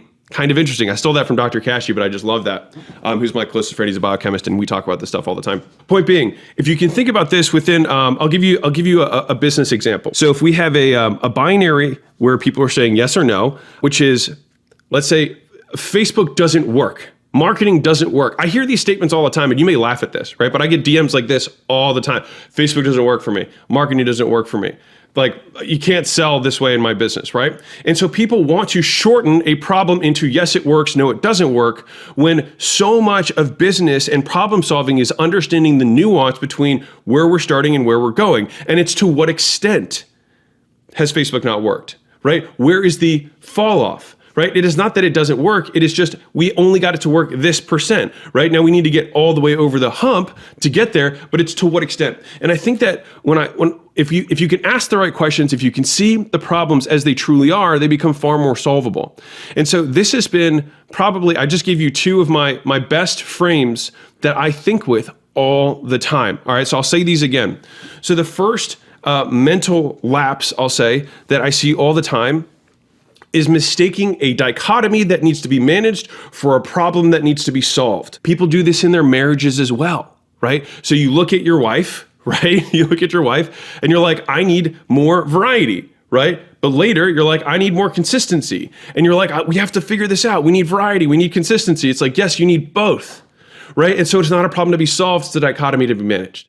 How do we behave? The reason that this is so important is that it's one thing to know where you're going, but it's another thing to know how you're going to get there. And so this is just as true in business partnerships and marriage in terms of what you want to have happen and how you want to get there as it is in business, okay? And so what I want to do is actually just walk you through the 3 values that we have at acquisition.com and why we believe them. And so from an overarching perspective, the way to come to values is to look at what are the non-negotiables, okay? And so what I mean by that is, and every company is different, because the core thing about values is that they have to be things that are true and innate to you, right? Like for example, at Southwest, have fun is one of their core values. And if someone does not want to have fun or does not believe in the processes that they do to have a good time, then that is a non-negotiable for them. That person cannot work at that company. It is a fireable offense. And so these are not aspirational. These are not things that you would like to have. These are things that are core to who you are as a person and as a team. All right. And so when you decide on these non-negotiables, they are by their very nature non-negotiable, which means that you hire based on these, you fire based on these. And these are the core spirit of the team. And some of the mistakes that I see when people make values is that, one, they don't draw the line in the sand. And so one of the core things about a value is that you have to be able to say, this is not this, right? You have to be able to say, okay, between justice and mercy, we lean towards justice, or we lean towards mercy, which means you have to repel people with your values, all right? And so if your values do not repel people, then they are not values, they are platitudes, okay? And so it's very important. The next thing is that when you're making your values, the values themselves need to be ideally said in words that you would normally say. So if you have little sayings inside of your community, then a lot of times those can become some of the values you have. So for example, at Gym Launch, one of our first portfolio companies, speed is king, do the boring work. These were different ways. I mean, we could just say work ethic, but that's not the way we would have said it. We could have said be fast or fast turnaround times, but speed is king was the way we would have said it, okay? And so some of the things that I've learned with this is also, you cannot have too many values, as in, I'll say it differently. You can have too many values. You have to be very selective at the true core values of the company. All right. And so if you're, between two, a lot of times you just have to chunk up and kind of get a broader value, but they become the core. And I think that what we have found is that 3 is the sweet spot. And that number has continued to distill down over time. But I think 3 is the amount that your human brain can comprehend as lenses to make a decision, right? And the reason these values are so important is that when you scale the company, you have to scale decision making, which means you have to scale the frame with which you duplicate the decision making process, which is, should I hire this person even though Alex is not involved in this? Do they align with the core values? And the more stringent the values, the easier it is to have a black and white example of, I think this person meets 2 out of the 3 or 1 out of 3, but we only accept 3 out of 3. And I will tell you this as an additional point. If you have core values in the business, I would relay them to all aspects of your life. If you would not do business with someone for a decade, do not do business with them for a day. It's one of the Navalisms that I like a lot. And so if you don't want to deal with this client for a decade, don't deal with them for a day. If you wouldn't deal with this employee for a decade, don't deal with them for a day. You have to, and the extent to which you hold your line of intolerance around these truly non-negotiables will dictate the health of the organization. And if you make these non-negotiables and realize that there are people in your organization, in your client base, that do not ascribe to these, then you must make the changes to fix it. And that is the pruning of the tree that will ultimately grow the tree. All right. These are the short-term pains for the long-term gains. In a perfect world, if everyone had absolute information and everyone was unbelievably well trained and you had a great infrastructure and all that stuff, then yes, the more products and services you offer, in theory, you would make more money. But we don't live in that theoretical world most of the time, and most small business owners are not that good at operating, right? It's the number one issue they have. They're super disorganized. They feel like they're spinning their wheels all day. Their team completely has no idea which way they're going. They change things all the time, etc. And so in an effort to combat that, we have used this process over and over again, and it has worked very well. So it is as follows. We sell two things, and I've done this in virtually every business that I've ever owned. We sell two things, two products or two services, and this is once we're going from 1 to 10 million. All right, 0 to 1 million, you sell one product, one service, one avatar. All right, that's it. One channel, one product, one avatar. That's it. All right, but once you're going from 1 to 3-ish million, and you're trying to go to 10. You introduce the second product line. And so here's how this works. If you have two things that you sell, you'll have a front end thing and you'll have a back end thing. We can still have a massive accommodation in the buying curve based on the payment terms that we introduce. So for example, people will look at their monthly expense more than the total contract value. That's a huge money hack. I'm giving you right now. This is a wealth hack. This is something that will make you a fortune in your life if you can properly understand this. People do not look at the length or the total contract they're signing. They will only pay attention to what is it going to cost me every month, because no one is good with their money. All right, so they only look at the cash flow expense month over month over month, and they just think, can I make it happen? Yes, cool, I'll sign. They don't think about the total contract value. For you as a business owner, the contract value matters almost more than anything. So I'll give you a quick hack on this. Total side note, tangent for you, life hack. Pro tip, if you want to extend the contract value that you have, I have a saying, which is the bigger the head, the longer the tail, all right? And so what that means is the more you can get someone to pay up front, and relative to the upfront cost of signing up or what they paid down, the lower their contractual recurring payment is, the stickier it will be. So I'll give you an example. If I had someone sign up for $99 a month for whatever, it doesn't matter, that price point might be medium sticky depending on the value that I have. Now imagine I had someone pay $5,000 down and $99 a month after that. How much more sticky would it be? Significantly more sticky. Now, the beauty is if you have one of these upfront type payments, you can also use that to liquidate your ad costs, cover your commissions for the salesperson, cover the upfront fulfillment and onboarding, which is going to cost more for a new customer than an existing customer. And so you can build all that in. If you know that the thing that you are selling has very high gross margins, then you can still have a lower cost as long as you know that the person is going to stay for a long time. And so based on how you structure the pricing, you can actually you can use the pricing to actually get people to stick longer. Pro tip complete. That is it. Moving back to the original thing that I was talking about. In one of our portfolio companies, we actually had this as a really in-depth discussion that we had to make a decision about, all right? And so they had a different, mentor, person, whatever, advice, who told them that they should have 3 products. And they should have a low, a medium, and a high product. And then based on what the salesman thought, the salesman would sell them the low, medium, or high. In my experience, it is not that effective. And that is because the salesperson can't decide which of these things they're trying to sell most of the time. And so what we have found is more effective is you give the salesperson the one dream to sell. This thing is going to solve this person's problem, and we make it the most valuable thing that we're trying to sell, because at the end of the day, you do want to solve the customer's problem, right? We do want to actually make sure that we're providing value. Rather than having a diet, a medium, and a great, right? Simply having one thing that solves all the problems, and then based on the customer's budget, we can decrease how they pay, all right? So hear me out. So let's say that we want to do this is a 6-month implementation of whatever kind of solution you sell. If you have a 6-month duration, you can have the person pay the entire thing up front. So that would be for somebody who has the highest budget. Version 2 would be a split pay. Version 3 might be 3 payments, right, at 20% higher. And then finally, you might have a 6 pay or whatever over that period of time. So 1, 2, 3, 6. Now, here's the cool thing. The more payment options you provide, the higher your conversions are. That's proven, all right? So the more options you give someone to pay, the more people will buy, period. Now, you might not make more cash flow, because if you give your sales guy more options, then they might they'll end up defaulting to the lower ones, right? But if you have one thing to sell, then they only have one thing to convince the person of, because a confused mind doesn't buy. If you have too many options, the salesman won't know what to sell and the prospect won't know what to buy.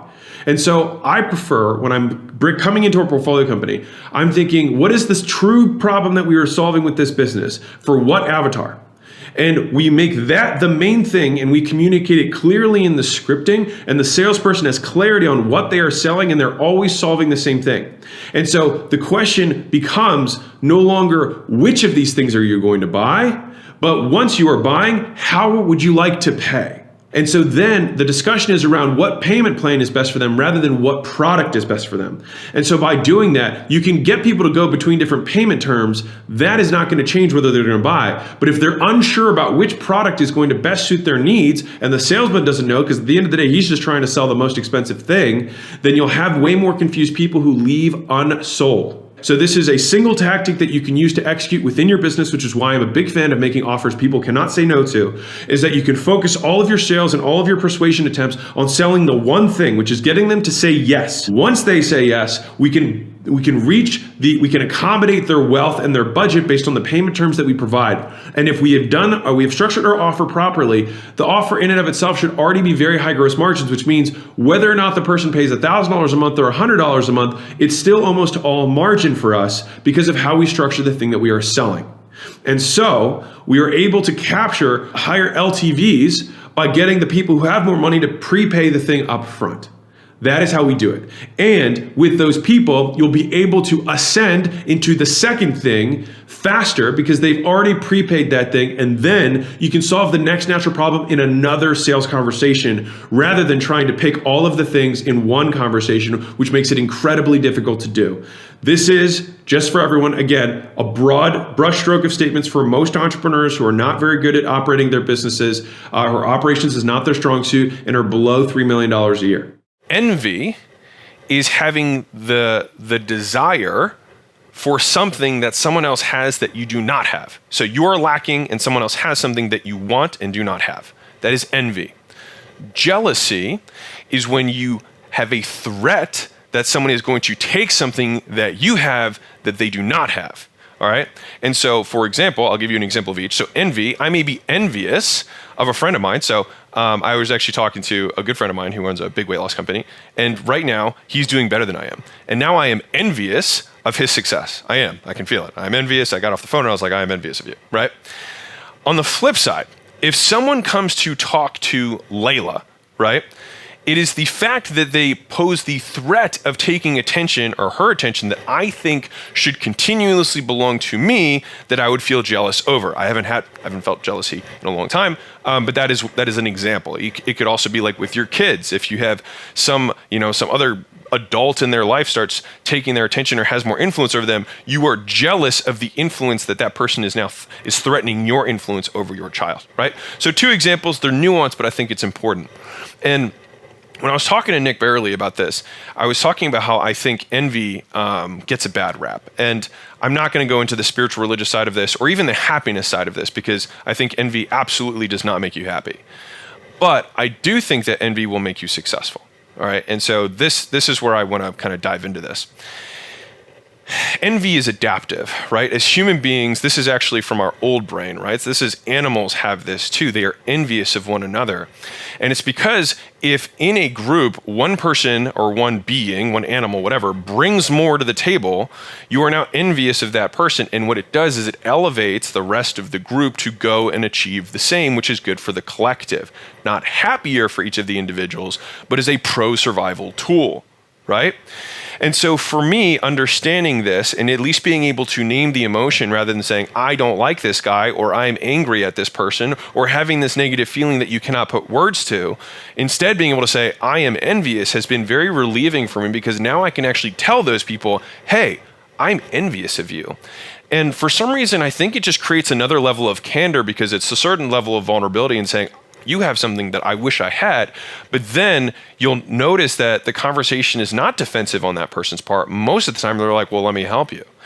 And it's only when we guise our intentions or try and feign, pretend to be a different way than we are, where people also can sense that you're being disingenuous. Like, great job, man, right? When realize deep down, and they can tell from your subtle tonality changes and the way you look that you're actually not happy for them, right? And so I think if you can at least say it, then it actually gives you power. Now, in terms of judging your motivations, because obviously you might think that envy is a bad motivation. It is my belief that I would rather deal with people who do good things for bad reasons than bad reasons for good things.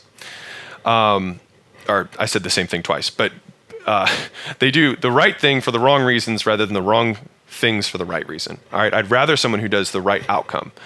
And he gave me an example that was really powerful. He said a friend of his was a top Navy SEAL. And, one of the best Navy SEALs. He trains Navy SEALs, just a total badass, right? And before that, he was an EMT. And he talked about his experiences being an EMT is that most people think, EMTs have to be really caring. You want them to, they have to save these people's lives every day. And he said, the Navy SEAL was saying, I was not compassionate at all. I didn't really care that much about the person who was on the table in front of me.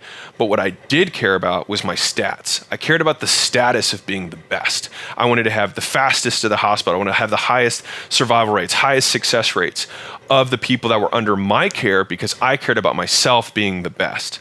And so the question is, if you were the person who was on the table having a heart attack, would you rather have the compassionate EMT, or would you rather have the self-interested EMT who is doing it for status? Well, if it were me, I'd rather have the guy who wanted to pride himself on being the best in the world and didn't care about me at all, because I knew his result was going to be more pro me than the other person's.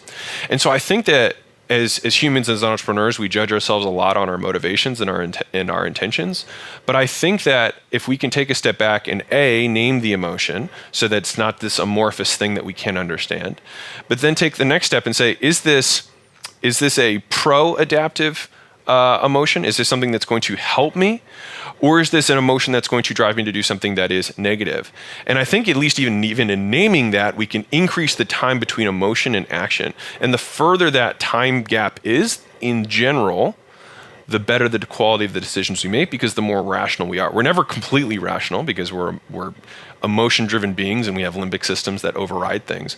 But the more we can decrease the triggers, the emotional triggers that cause us to make bad decisions, ultimately the better decisions we make. And so I say all this to say, big picture, first, naming the emotions is important. Second, it creates space so we can make better decisions.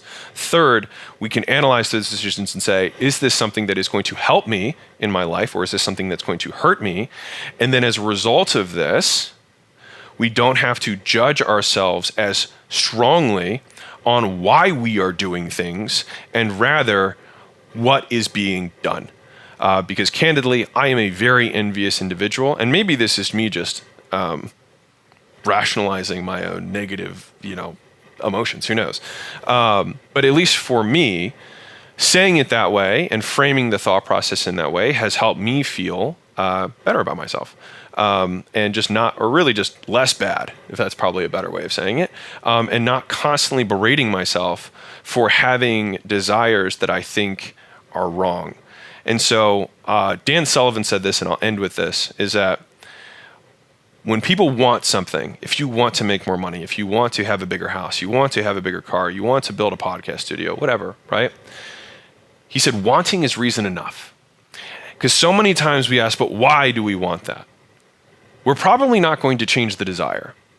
And so letting ourselves desire things and giving ourselves permission to desire things, and myself specifically, has been incredibly freeing. And what it's done is given me a tremendous amount of my attention back that used to be allocated to analyzing why I'm feeling this way, or why this is right, or why this is wrong, and instead accepting the fact that I want something and that wanting it is okay, as long as it is not something that is hurting other people and that is not something that is hurting me.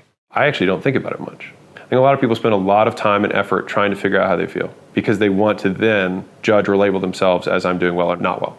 Like a lot of effort goes into showing like, how do I feel about this? I mean, my follow-up question would be like, why do you care? Why does it matter? And that's why when you asked way long ago about like, how much do you think feelings matter? I don't think they matter at all.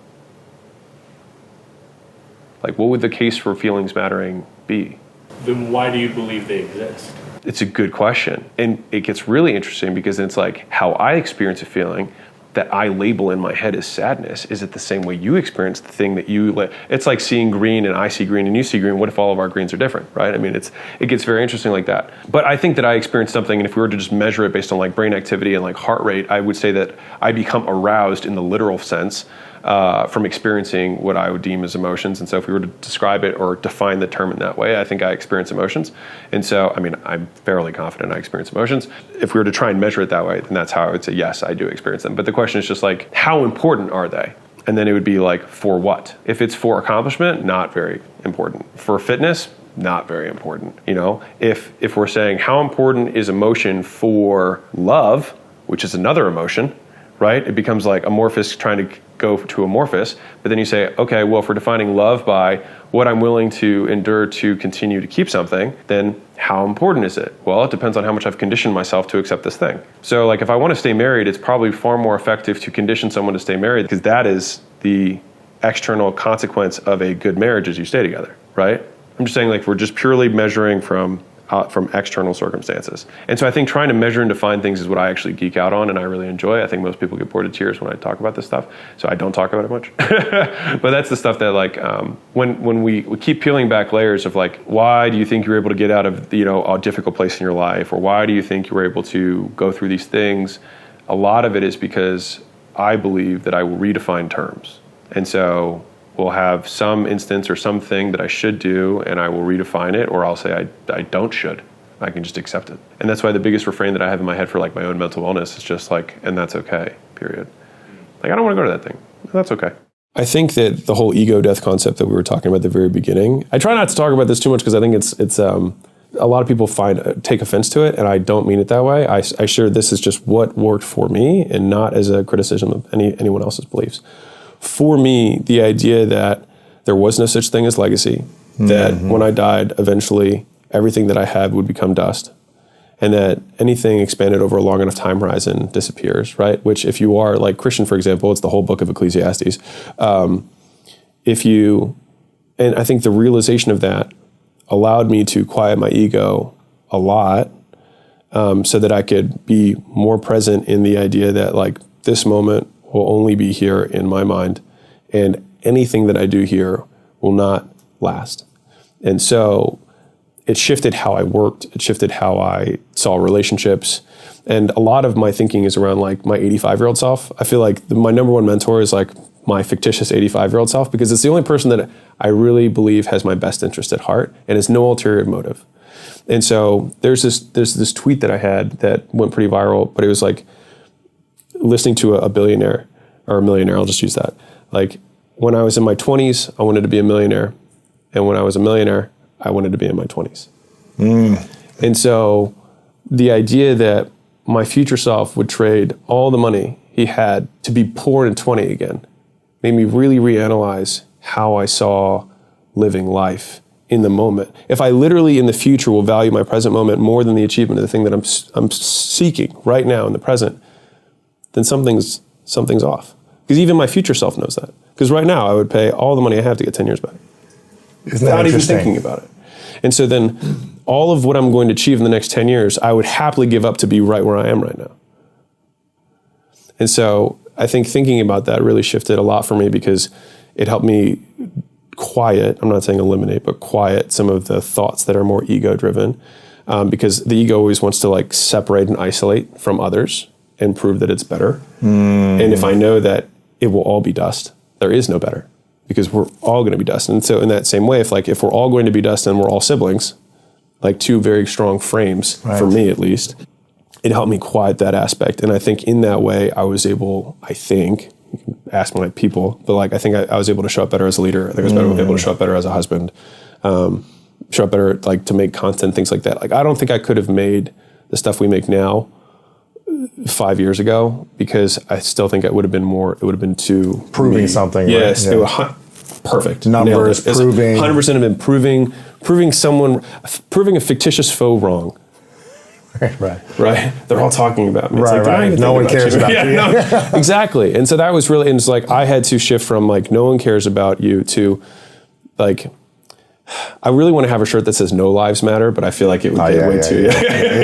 No one cares about you. But I think there's, like, a lot of, like, meat to that, where it's like, if we can, because in that way we are all equal, and so I think it's almost the most egalitarian perspective, is that, like, in the end we will all be dust. And so I think in that way, that's like, we have these exchanges that we have, and in some ways it makes it more beautiful. When I started in this business, I took every single sale, and it was because I was so afraid that somebody would waste the opportunity. So if you have that fear, I understand where you're coming from.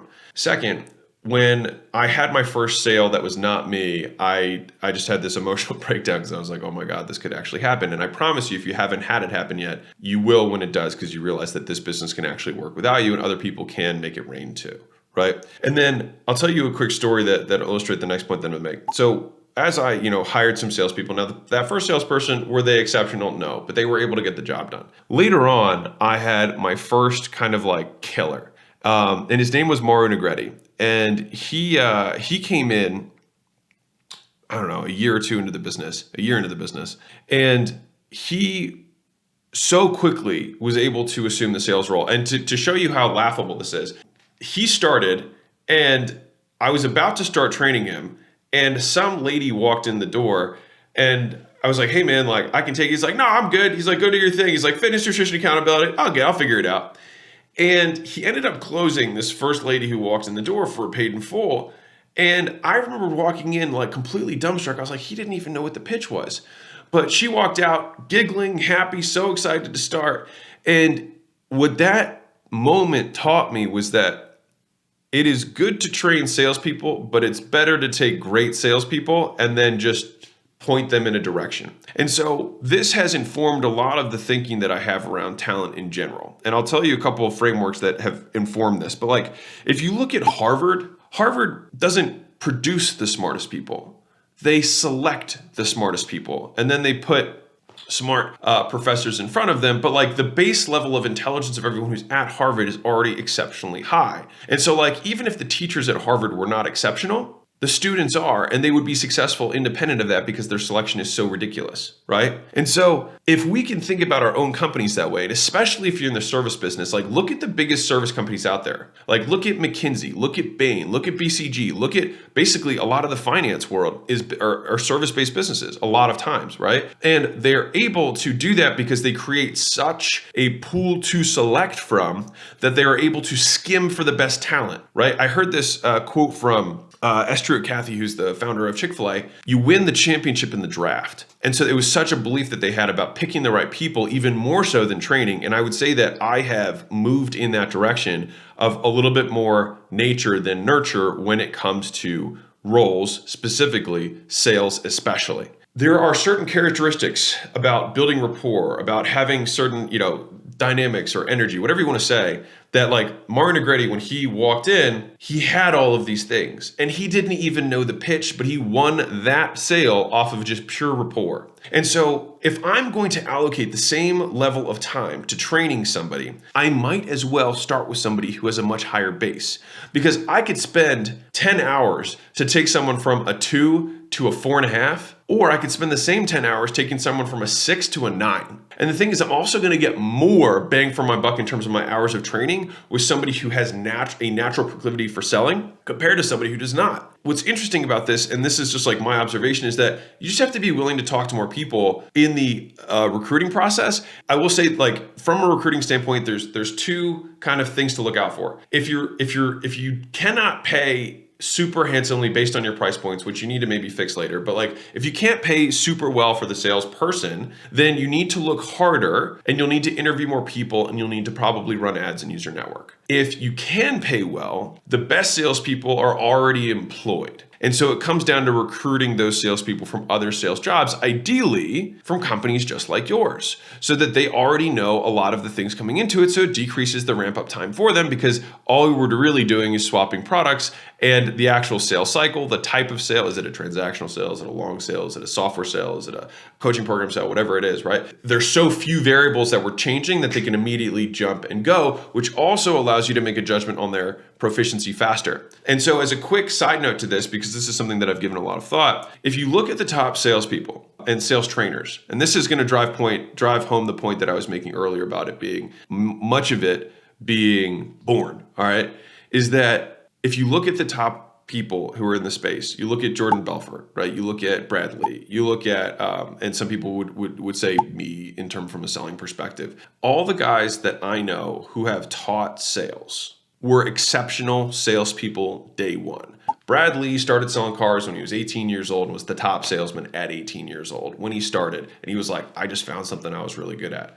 Jordan Belfort talks about how he didn't know how to train anybody in his book. And then all of a sudden he, for the first time ever, wrote out a framework to explain the straight line sales system, which became his book and all that kind of stuff. But he, up to that point, it was just what he naturally did, right? And I can tell you in my instance as well, I'd already closed thousands of deals before I even consumed my first sales training. And so like, I do think that if we are selecting salespeople, I think it's much more about selection than it is about training. The training is to remind them how good they are, not necessarily to make them good. All right, and this is something that has shifted over time for me specifically. Now, if you're like, well, I suck at sales, you can absolutely put way more time into yourself than a business would reasonably put into an employee. All right, like you have you all the time. So you can train you in all your off hours and you're spending your own time to invest in yourself. But from a return on investment perspective, it's the cost of finding a good salesperson compared to the cost of training a bad or mediocre salesperson is significantly lower. It's much easier to find the right people than it is to take somebody and then make such a crazy extensive training, unless your entire model is, we just take on every single person who walks in the door, like 24 Hour Fitness has this model. They take on anybody who has a pulse, and then they put them through a ridiculous culling process, and then 10% of people make it in the first 90 days. The number one thing I've struggled with my entire life is ego. And it's a topic that, I don't know, I feel like it gets talked a lot more in the woo-woo world than it does in like the entrepreneur world. But, you know, I think like ego kills profits. Pride kills profits. That's a much more quotable thing. So pride kills profits. And a lot of it is because like we care more about being right than serving the other person. And there's this quote about humility that, I can't remember the guy's name, but he's the guy who wrote, I think, Disruptive Innovation. He was a Harvard Business School professor. I think his first name's Christian. Anyways, very, very smart guy. And he said, humility is not thinking less of oneself, but increasing your regard for others. And that was a really useful definition for me because it's not about pushing yourself down. It's about raising everyone else up. And I think that there's been some podcasts that have gone really well. Like there's a School of Greatness podcast with Lewis Howes that I think is really, really good. That's going to come out soon. There's a podcast, the Iced Coffee Hour podcast with Graham Stephan and Jack Selby on their channel, which you can check out, is I think a really good podcast. Or at least I've gotten a lot of positive feedback from it. And I was trying to look at like, what's the difference between those ones and the ones that I come off, douchier. And, I'm partially exploring this out loud with you guys because like, I don't know if there's times where you're, not coming off the way you want to, or you're like not in the right mood, or you're not the best version of you. You know what I mean? And I'm kind of making this because I think, I feel like just from the comments and the posts and the tags and things like that, like Hormozi Nation, and I love you guys to death. I think there are some times where you put me on a pedestal, like I am something that I am not. You know what I mean? Like I am very flawed, and I work at it. You know what I mean? And I fail a lot. And ego has been one that I've struggled a lot with, and it was the thing that really isolated me. When I was younger. Because I definitely, and I think ego is another way of saying insecurity, of just, wanting to prove that you're better than people because deep down you don't feel like you're good enough. And so for me, that's been a struggle my entire life. And it's been just I see it much more as a war than I do a battle. You know what I mean? So, wars have many, many battles in them. And at this point, I'm definitely not undefeated. So it's much more about like, I'd like to have more W's than L's in the wins and losses column around this. And I think I've just had a lot of L's lately. And so I'll just explain to you what I think, my process of what I'm going to try and think of around this, in the future is that I'm going to try and level set before I get on interviews.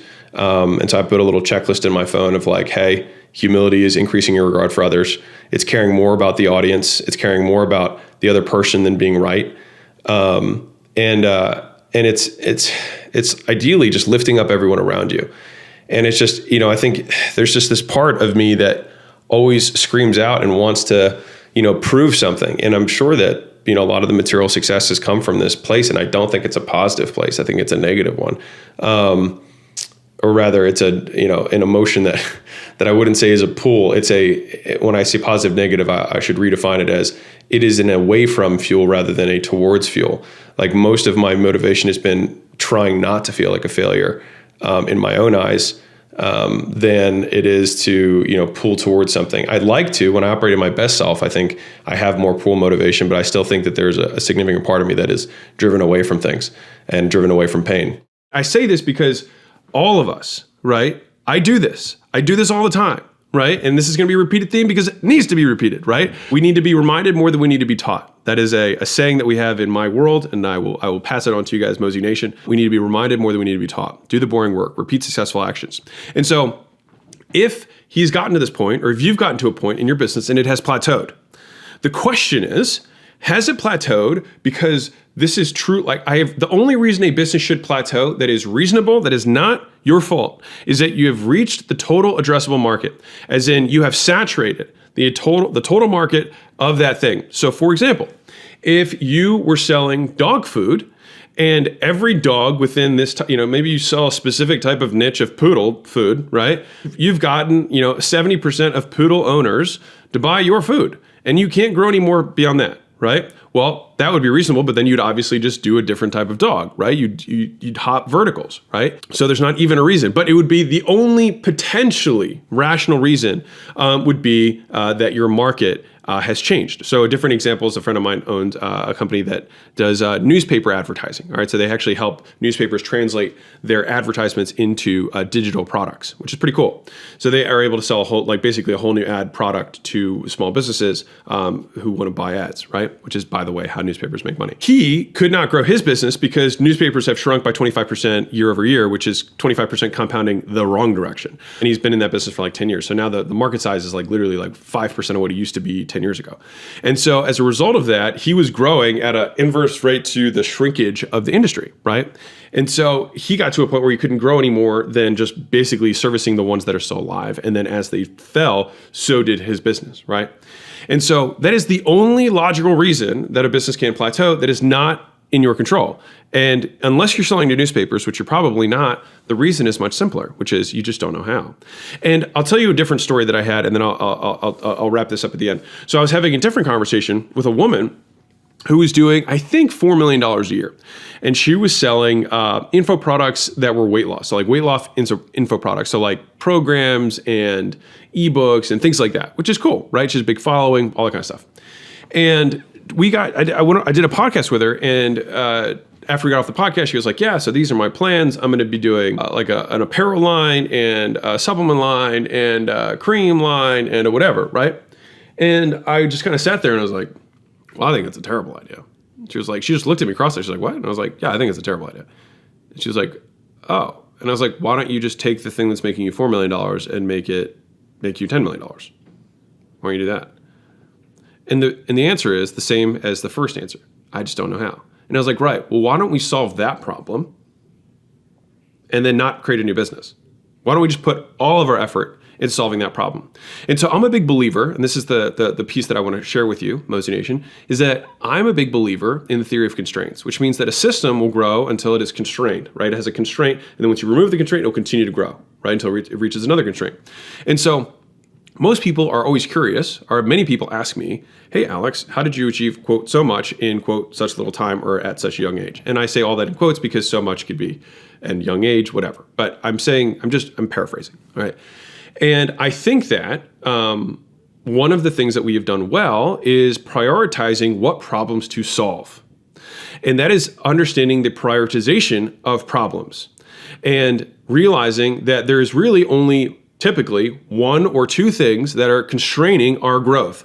And by definition, there'd really only be one thing that's the constraint until we reach another thing that might be beginning to constrain us, but isn't the true constraint yet. Mortality has been the single biggest driver and the biggest decisions that I've made in my life, and it has become a more routine process for decision making for me in general, because I think it provides clarity and it provides context to most of the decisions we have, which the vast majority of them don't matter, which is helpful in and of themselves. And then, beyond that, it helps me make the decisions that I think removes everyone else from the playbook, because if you study subjective well-being and how people perceive how they're doing in their own lives, it looks like a smiley face. So 7-year-olds think they're killing life. And then it drops dramatically between 20 and 30.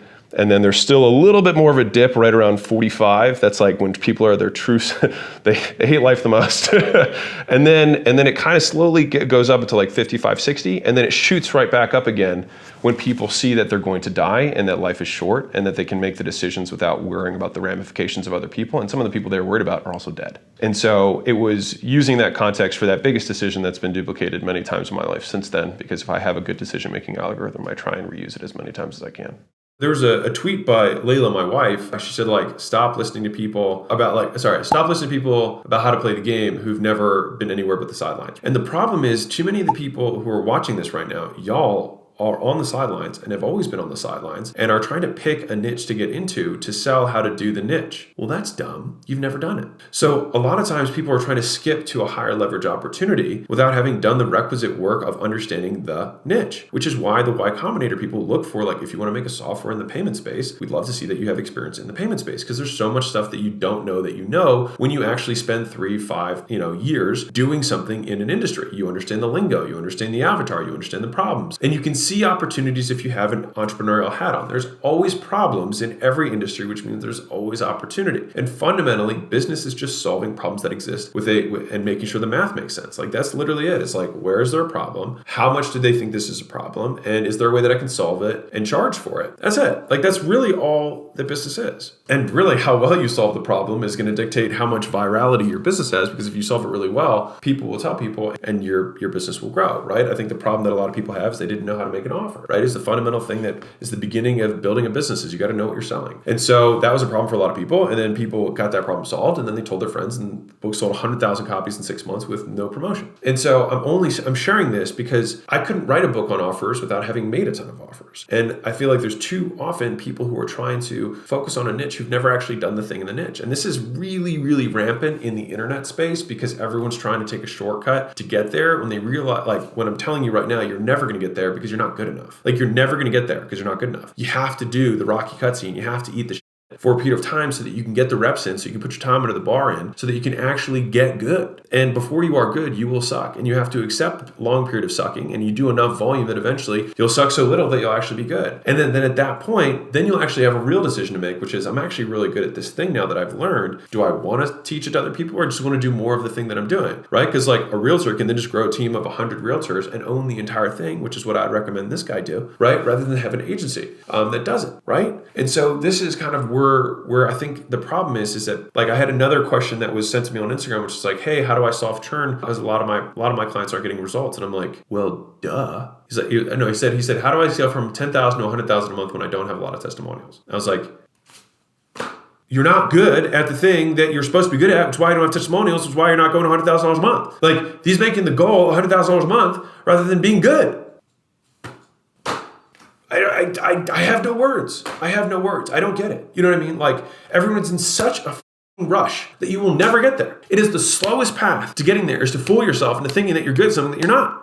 You have to go and pull the thread and say, and the thing is like, well, do what you're passionate about. Whatever. You're not going to be passionate about stuff that you suck at. What you have to do is like, which of these opportunities seem like they potentially have high leverage, and I'm going to learn from the bottom, right? It's like one of the best ways to learn stuff is starting at the bottom, not because it's the only option, but because if you understand the entire pathway of a client journey or of an industry journey, then you will have more trench knowledge, more depth of experience that you will be then able to apply. People see my, videos on personal finance. People see videos of mine on sales. People see videos on mine recruiting. People see videos of mine of marketing. And it's like, how did you acquire all these skills? It's because it's not like because I tried to jump to the spot that I'm at. You can't skip. Like, there's a sequence. Buildings are built with foundations, and your career is a pyramid, and the peak of that pyramid is based on the depth of the foundation that you build. And so, like, I've said this before, and I'll say it again, but your work works on you more than you work on it. And so even though you might not be getting paid in the period that you're at, just because you're struggling doesn't mean you're failing. And it means, and the thing is, as long as you're getting better, you're making progress, and the progress is the success, is that you are getting better. And like, you will turn the corner. Like, that's an inevitability if you put enough time in. One of the things that I've seen across the board when we're talking to entrepreneurs and, the gym owner community that we have is that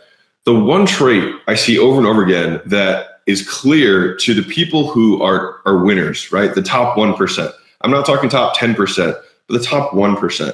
Is the speed with which they execute after making a decision. One of the definitions that, like, we talk about in the community is that The definition of power, as I understand it, is the gap between thoughts becoming reality. And so if you thought about an omnipotent being, right, someone who has unlimited power, as they think, that thing would be, right? And so if you were to believe in a creator of some sort, then you might think, as that creator thought, the universe became, right? And so if you think that as like the ultimate scale of power, then the closer we can get to that, the more powerful we become, the more potent we are as entrepreneurs. And so I see this so many times that it's not even oh, like this is associated with success. Like this is what creates success, because the gap between where you decide something is a good idea and when it actually occurs is the loop with which you can improve your business. And so it's a lot like, I can't remember what the saying was, but it's not like how old the car is, but about how many miles are on it. And what I mean by that is like, we're young, right? But there's been a lot of iterations that have happened from, when the business first started, when I started my first gym until now. And I think the key to that is the speed of the OODA loop. And that's just like a military term, like observe, orient, decide, act. And it's just the loop with which that you can basically see what's going on, make a decision, act on it, and then do that whole loop again, right?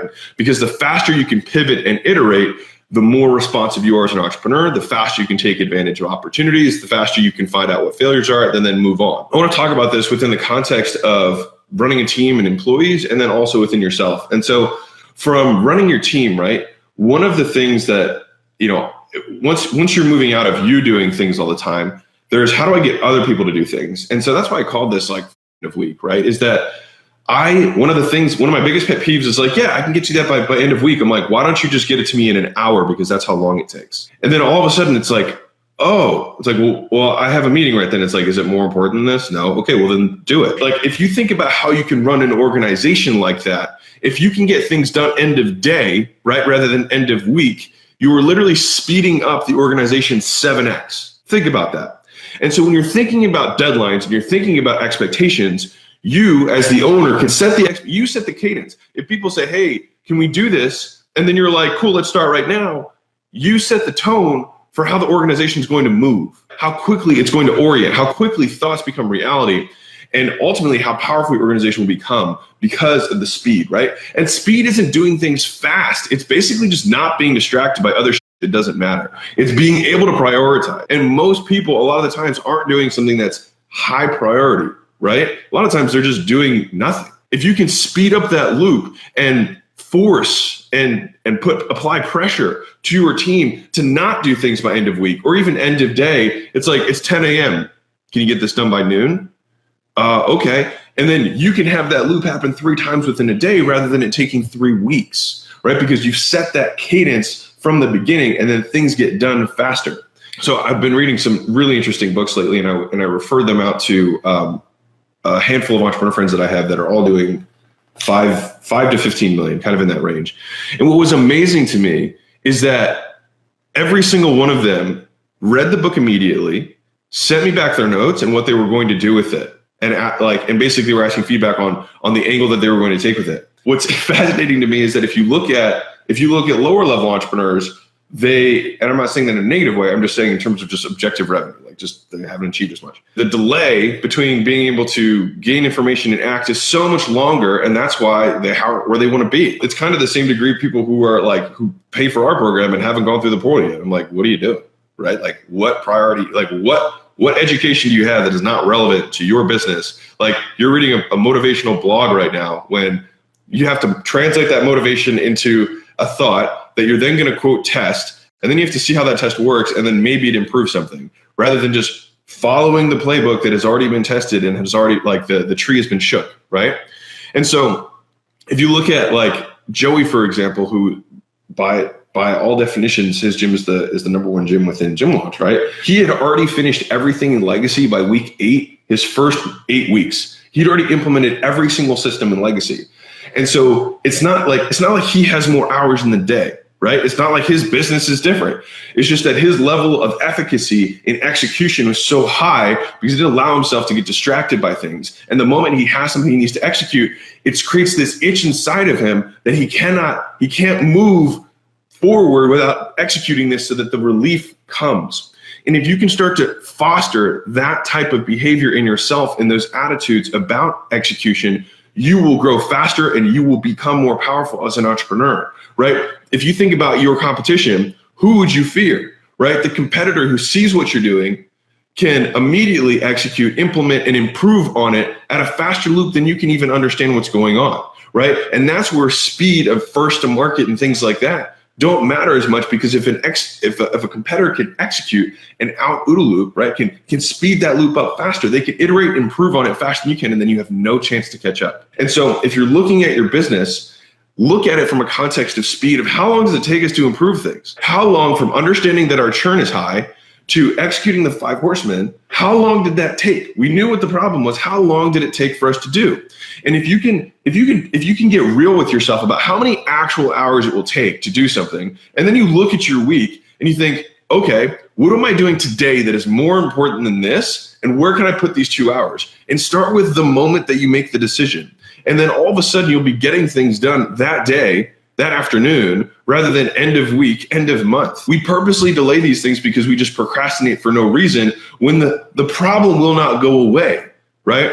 And so that is why within Gym Launch, speed is king is one of the core tenets of the business, because you have to, and the tone has to start with you as the entrepreneur. Like, you have to apply that pressure. You have to say end of week.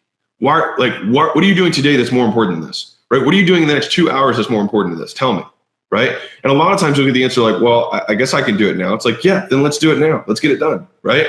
And that small change can 7x, right? If you even going from end of week to end of day, can 7x how quickly your business grows, because the solutions that you need to implement to solve the problems and break through the bottlenecks happen today, not in a week, not in a month. And then the reaction to the next thing that breaks, the next bottleneck in the business, happens not in a week, not in a month, but in a day. And then that's how quickly you can pivot from where you are to where you want to go, because it's not one big thing. It's a million small turns that will get you there. A lot of people, I would say, mistakenly think that the number one resource is time, right?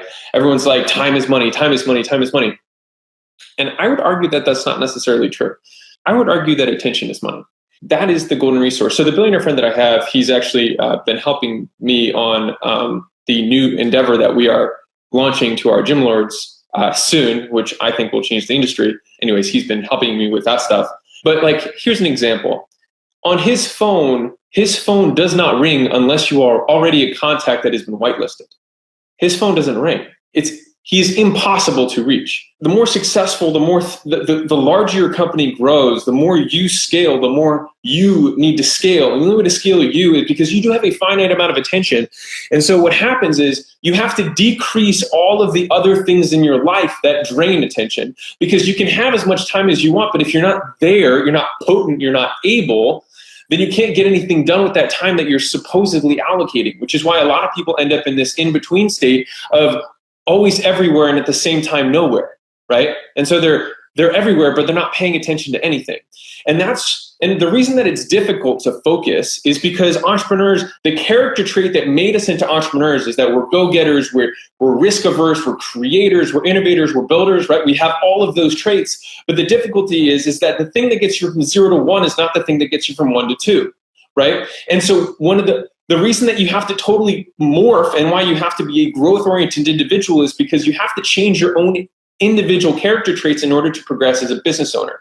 And so, like I said, the things that got you here are not the things that are going to get you there. The things that got you here, which is your own internal skills, are not the things that you need to pass on to other people. So the only way that you were able to grow your business at a certain point is by growing other people, right? And the only way you can do that is if you have the attention and the bandwidth in order to do so.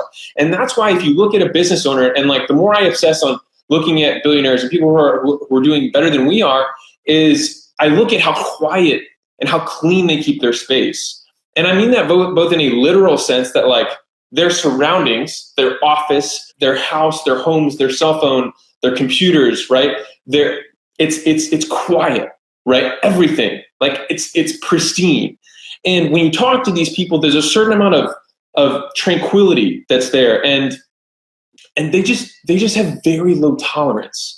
And it's not that they're trying to be impatient with you or impatient with the world. It's just that they understand that they have they're operating at such a high level that there's so many things that are demanding of their time and attention that they just they can't. And so they have to forcibly remove themselves from so many different situations. And I'm going to give you an example. So one of the people that I'm somewhat mentoring, right? They had 4 businesses, and this is something that happens so many times. Like you want $100,000 coaching. This is what happens in $100,000 coaching sessions. And I'm being honest with you. What happens is someone who's coming in, usually doing between $1 and $3 million a year, can't get past a certain point, right? And the reason they can't get past is because they only have so much attention, and they have it spread between 4 or 5 different cakes. That's when the gym owner has 4 gyms and is making less money than they did when they had 1 gym, because the amount of attention that they can allocate to one facility has gone down so much that with fixed costs, they basically are breaking even, right? And so the same thing happens. Now that entrepreneur is probably making $1 to $3 million in gross revenue, but not taking anything home because they don't have the attention to actually put onto things. And so in order to grow, you need to do less. In order to grow, you need to do less. And that comes from both delegation and also choosing what not to do. The better you get, the better the opportunities that you have to say no to. Imagine the level of opportunities that we have now. I'm just being honest. So imagine how many things we could do or try and JV with or do a partnership with or whatever because of the distribution network that we have and the trust and the goodwill that we have with the gym owners that we have in our network, right? A lot. You know how many people cold message me like, I have an opportunity for you. I'm like, really? You have an opportunity for me. And so the better you get, the better your opportunities you have to say no to, which is why becoming a higher and higher and higher level entrepreneur is more and more difficult because it requires discipline. It's not about doing more, it's about doing less because we innately want to do more. So doing more of your own internal characteristic, if that was what it took to be more successful, then everyone would be more successful because it would be something that does not take effort because that is something that we already do. It's like, man, I outwork anyone. I've got all this work ethic. Cool. That gets you from 0 to 1. It's not going to get you any further than that. So stop identifying with that. It was something that I used to identify with. I was like, I'll outwork anyone, whatever. Like that was something that I used to think about. And it was a character trait. It was an identity thing. And the more you grow, the more you realize that your identity needs to be fluid because what it needs to be is exactly what it needs to be at that given time of development. Because the character traits that I'm going to have to emphasize in a year are going to be different than the ones that I have to emphasize now. The skills that you need to learn, like delegation, leadership, those are things that are not the things that take you in the beginning. You have to be independent. You have to be hustling. You have to be grinding. You have to be willing to put in the work because no one else will do it for you, especially if you have no capital to start, which most of the people who are on here are in that situation. To reel this back in, the number one thing that you have to be paying attention to is where you are paying your attention, right? Like you spend attention. That's why they call it paying attention. It's because it is a resource. And most people don't pay attention to that, right? And so one of the things that a lot of people don't know about me, this one's going to go long.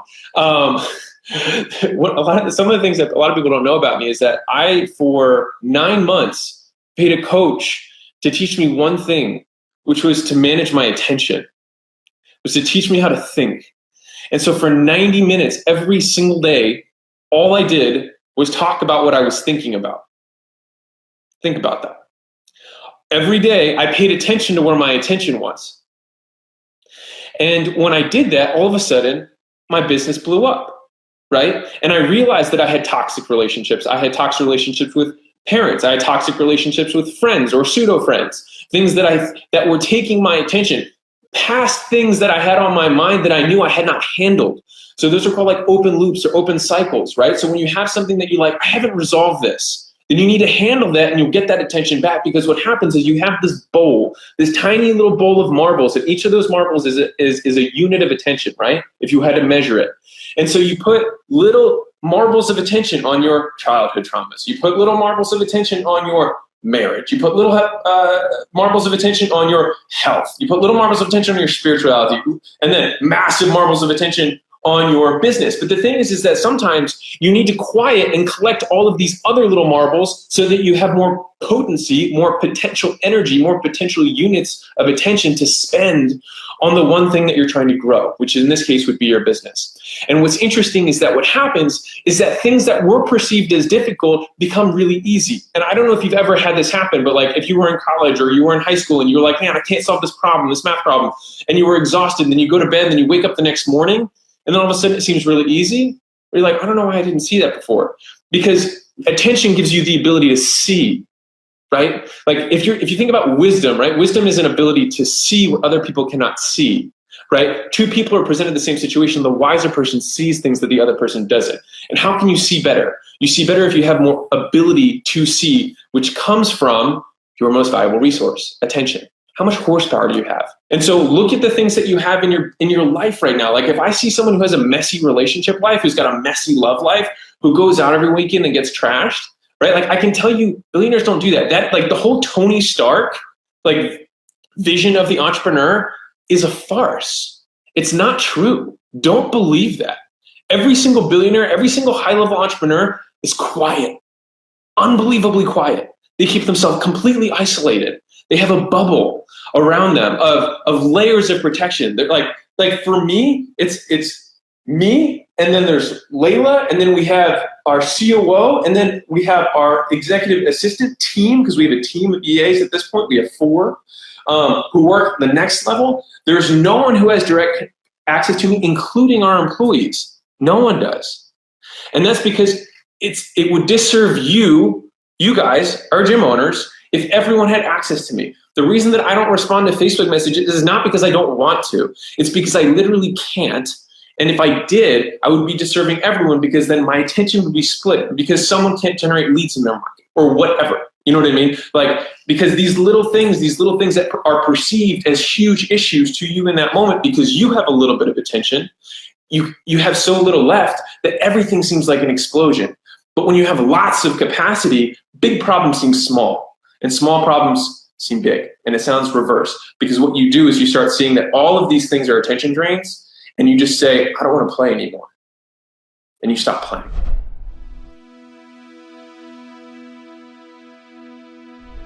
Because you made it this far in a video, I want to celebrate you. Most people start and don't finish. Most people never actually follow through. Most people say they want something, but they don't ever do the work to actually get it. But you are different.